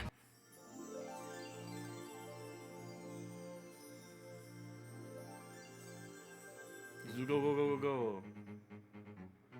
Why would there be a dueling ground there? Now then, is there anyone who would take on Rosenmaden's second dog? Kinata? I don't know. That's where this Renki should come in for real. No, it's time for Suiseki to appear. This is the three of them arguing with each other. Out of the way, this opponent is already far beyond your measly tactics. What, are you Goo? But now you have no chance to appear whatsoever. Oh, you seem confident in your martial arts. Why not try this out? The ultimate way to duel. The Arisugame. I love when Ryukishi just does shit like this, and I have no idea what's going on. It's something game. Arisugame. What? The Arisugame? You know what that is, Soseki? The Yarisugemu, or what? Yarisugame? Due to constant conflict, ancient China made an urgent mission to find everyone skilled in military matters they could. To do that, the emperor at the time used a cruel game called Arisugemu to try and gather every martial artist with unusual talents. Its incredible cruelty was said to only allow 1 in every 100 to live through the trial and serve. But it honored the warriors who received the right to undergo this trial. And it said that when the messenger of the emperor came to the villagers to request participation in an Arisugemu, he was welcomed with open arms.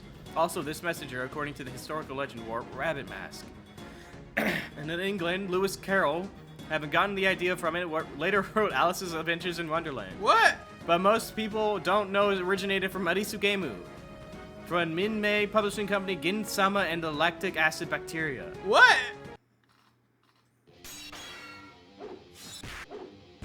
Ryukishi, what the fuck are you talking about? This is beyond me. I don't know this one. If you want to play the violin that much, I'll let you play it for the Inma in Hell.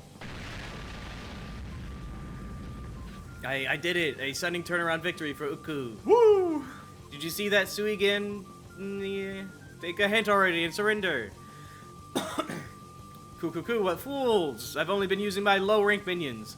But this is where the Alic game truly becomes hell.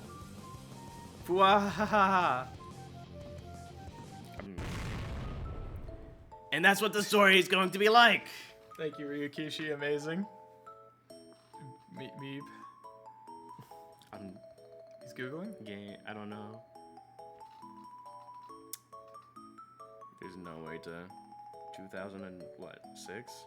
Yeah, you might be able to do the 2006 Shonen Jump.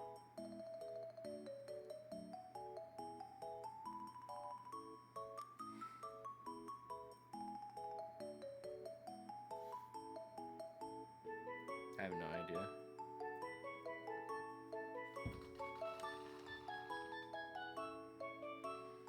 I have no idea. Neep.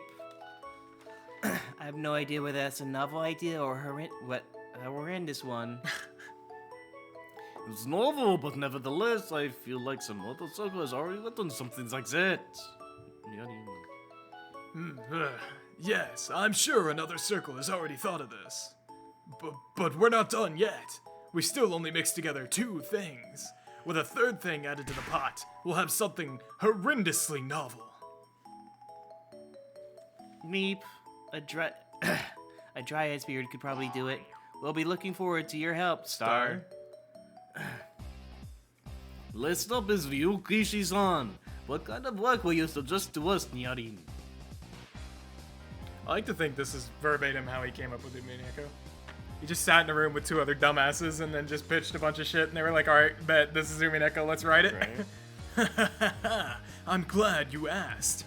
This is the big hitting title Ryukishi 07 will produce. Propose. Propose. QQQ. Yes, a super huge title you couldn't possibly remove from West Hall. The ultimate king, completely dominating Komiket's Western Hall right now. Not only does it have a fandom and a user base, but also a creative base spread far and deep. He's gonna pitch This is just Higurashi. This is just fucking. It's so famous that music circles Toho. aren't said to be music circles until they make an arrangement CD of it. The title that has filled the entire top 10 list of music CD sales at Toronto for years with its own genre. Yes! Yeah, don't know what you mean. Yes! The greatest, oh my god, it is Toho. The greatest peak of shooting games, the legend among the Dojin world, the Toho series. Whoa, you really did pull out the big guns, Nyarin. Meep, but the Toho series is a shooting game. We can't make shooting games in our circle. Of course, we can't extract the essence of the shooting game genre, but we can more than easily extract the essence of its captivating world. We still have the kind of jump still encouraging Japanese boys today, Chuku, added to Sin Maiden, which stormed the anime worlds by hitting every one of the generation's needs. And now, we have the Dojin World King of Kings, the Toho series. QQQ. By combining these three incredible essences, we are sure to get results. It is now our fate to give birth to the ultimate work that will dominate the 21st century.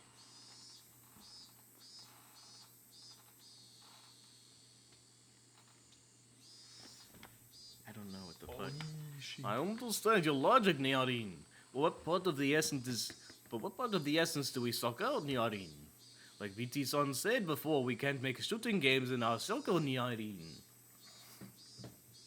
Meep, does Toho's appeal lie outside of the shooting genre?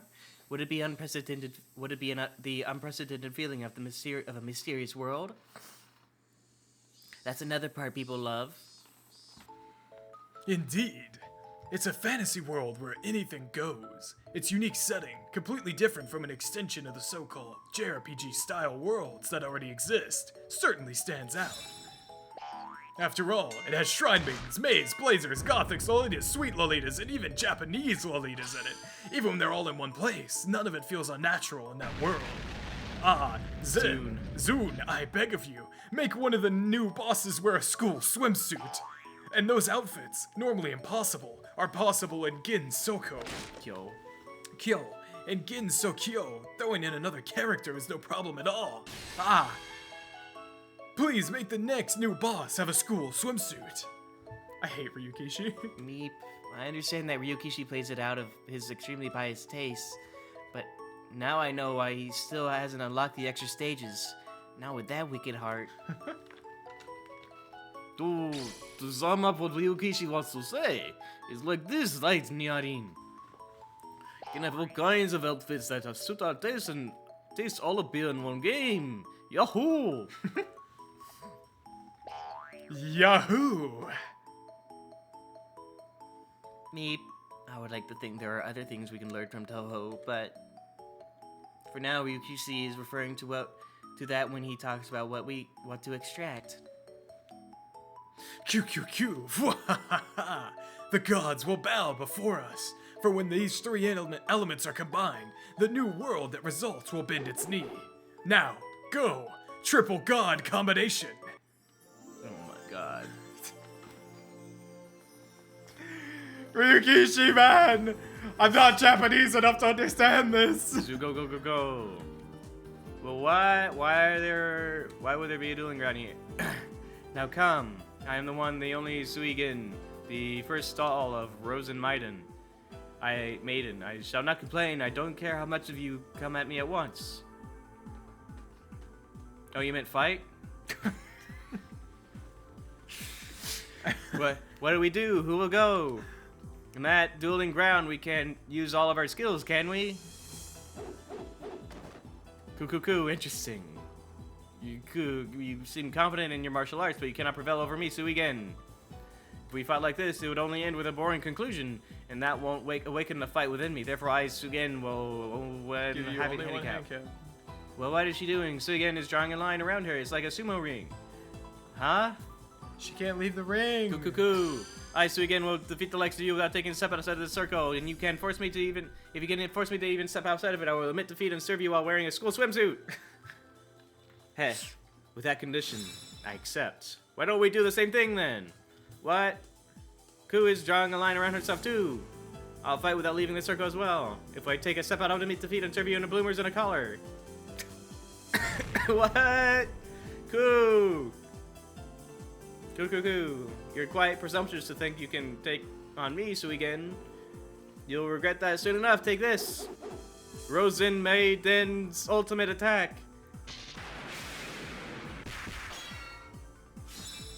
This is where the production went, by the way.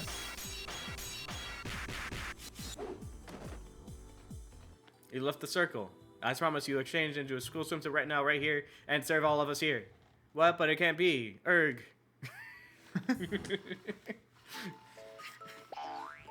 It's really funny how Suigen's voice goes back to normal after she loses, Nyari. QQQ! Fun lactic acid bacteria times with Jin-sama in a school swimsuit. How? I'm bringing her home with me. Should we be leaving our circle's next work to someone like this? I'm very concerned. It looks like we should remove the Yukishi from the picture before thinking about Umineko and Yarin. You heard them, Nipa. Star. I'll make an actual game, so don't worry about anything. Keep an eye out for what we're temporarily calling Umineko when they cry, Yarin. We look forward to your continued support, Nya. We look forward to it, Nipa. Star. In my view, everything went wrong after Ryukishi mixed all those things together. To correct a little, what if Dai-san add something to the mix, Nyarin? Meep. If Dai-san adds something normal, I'm sure our strange yummy nabe will be a little better. Then I'll summon Dai-san. Holy shit, we're bringing Dai in here. We're gonna see Dai?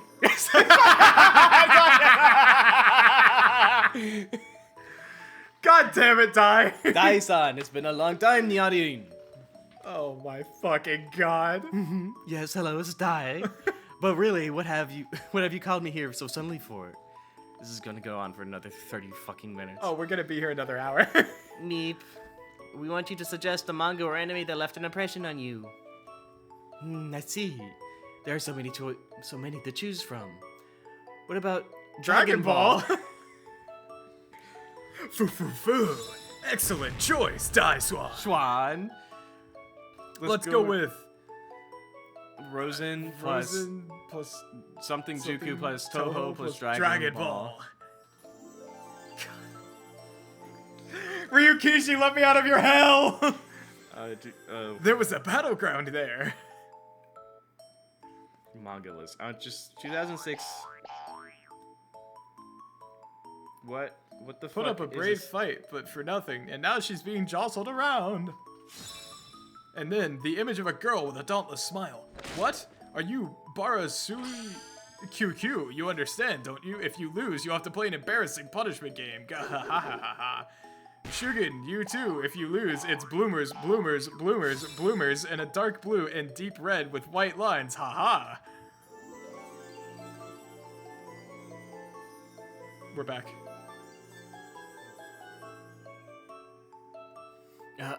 Was the bloomer bit at the end supposed to be a reference to Dragon Ball? I had a vague idea, but it's all vulgar as usual, Nipa. Star. I'm starting to worry about our future. Is our circle really going to be all right?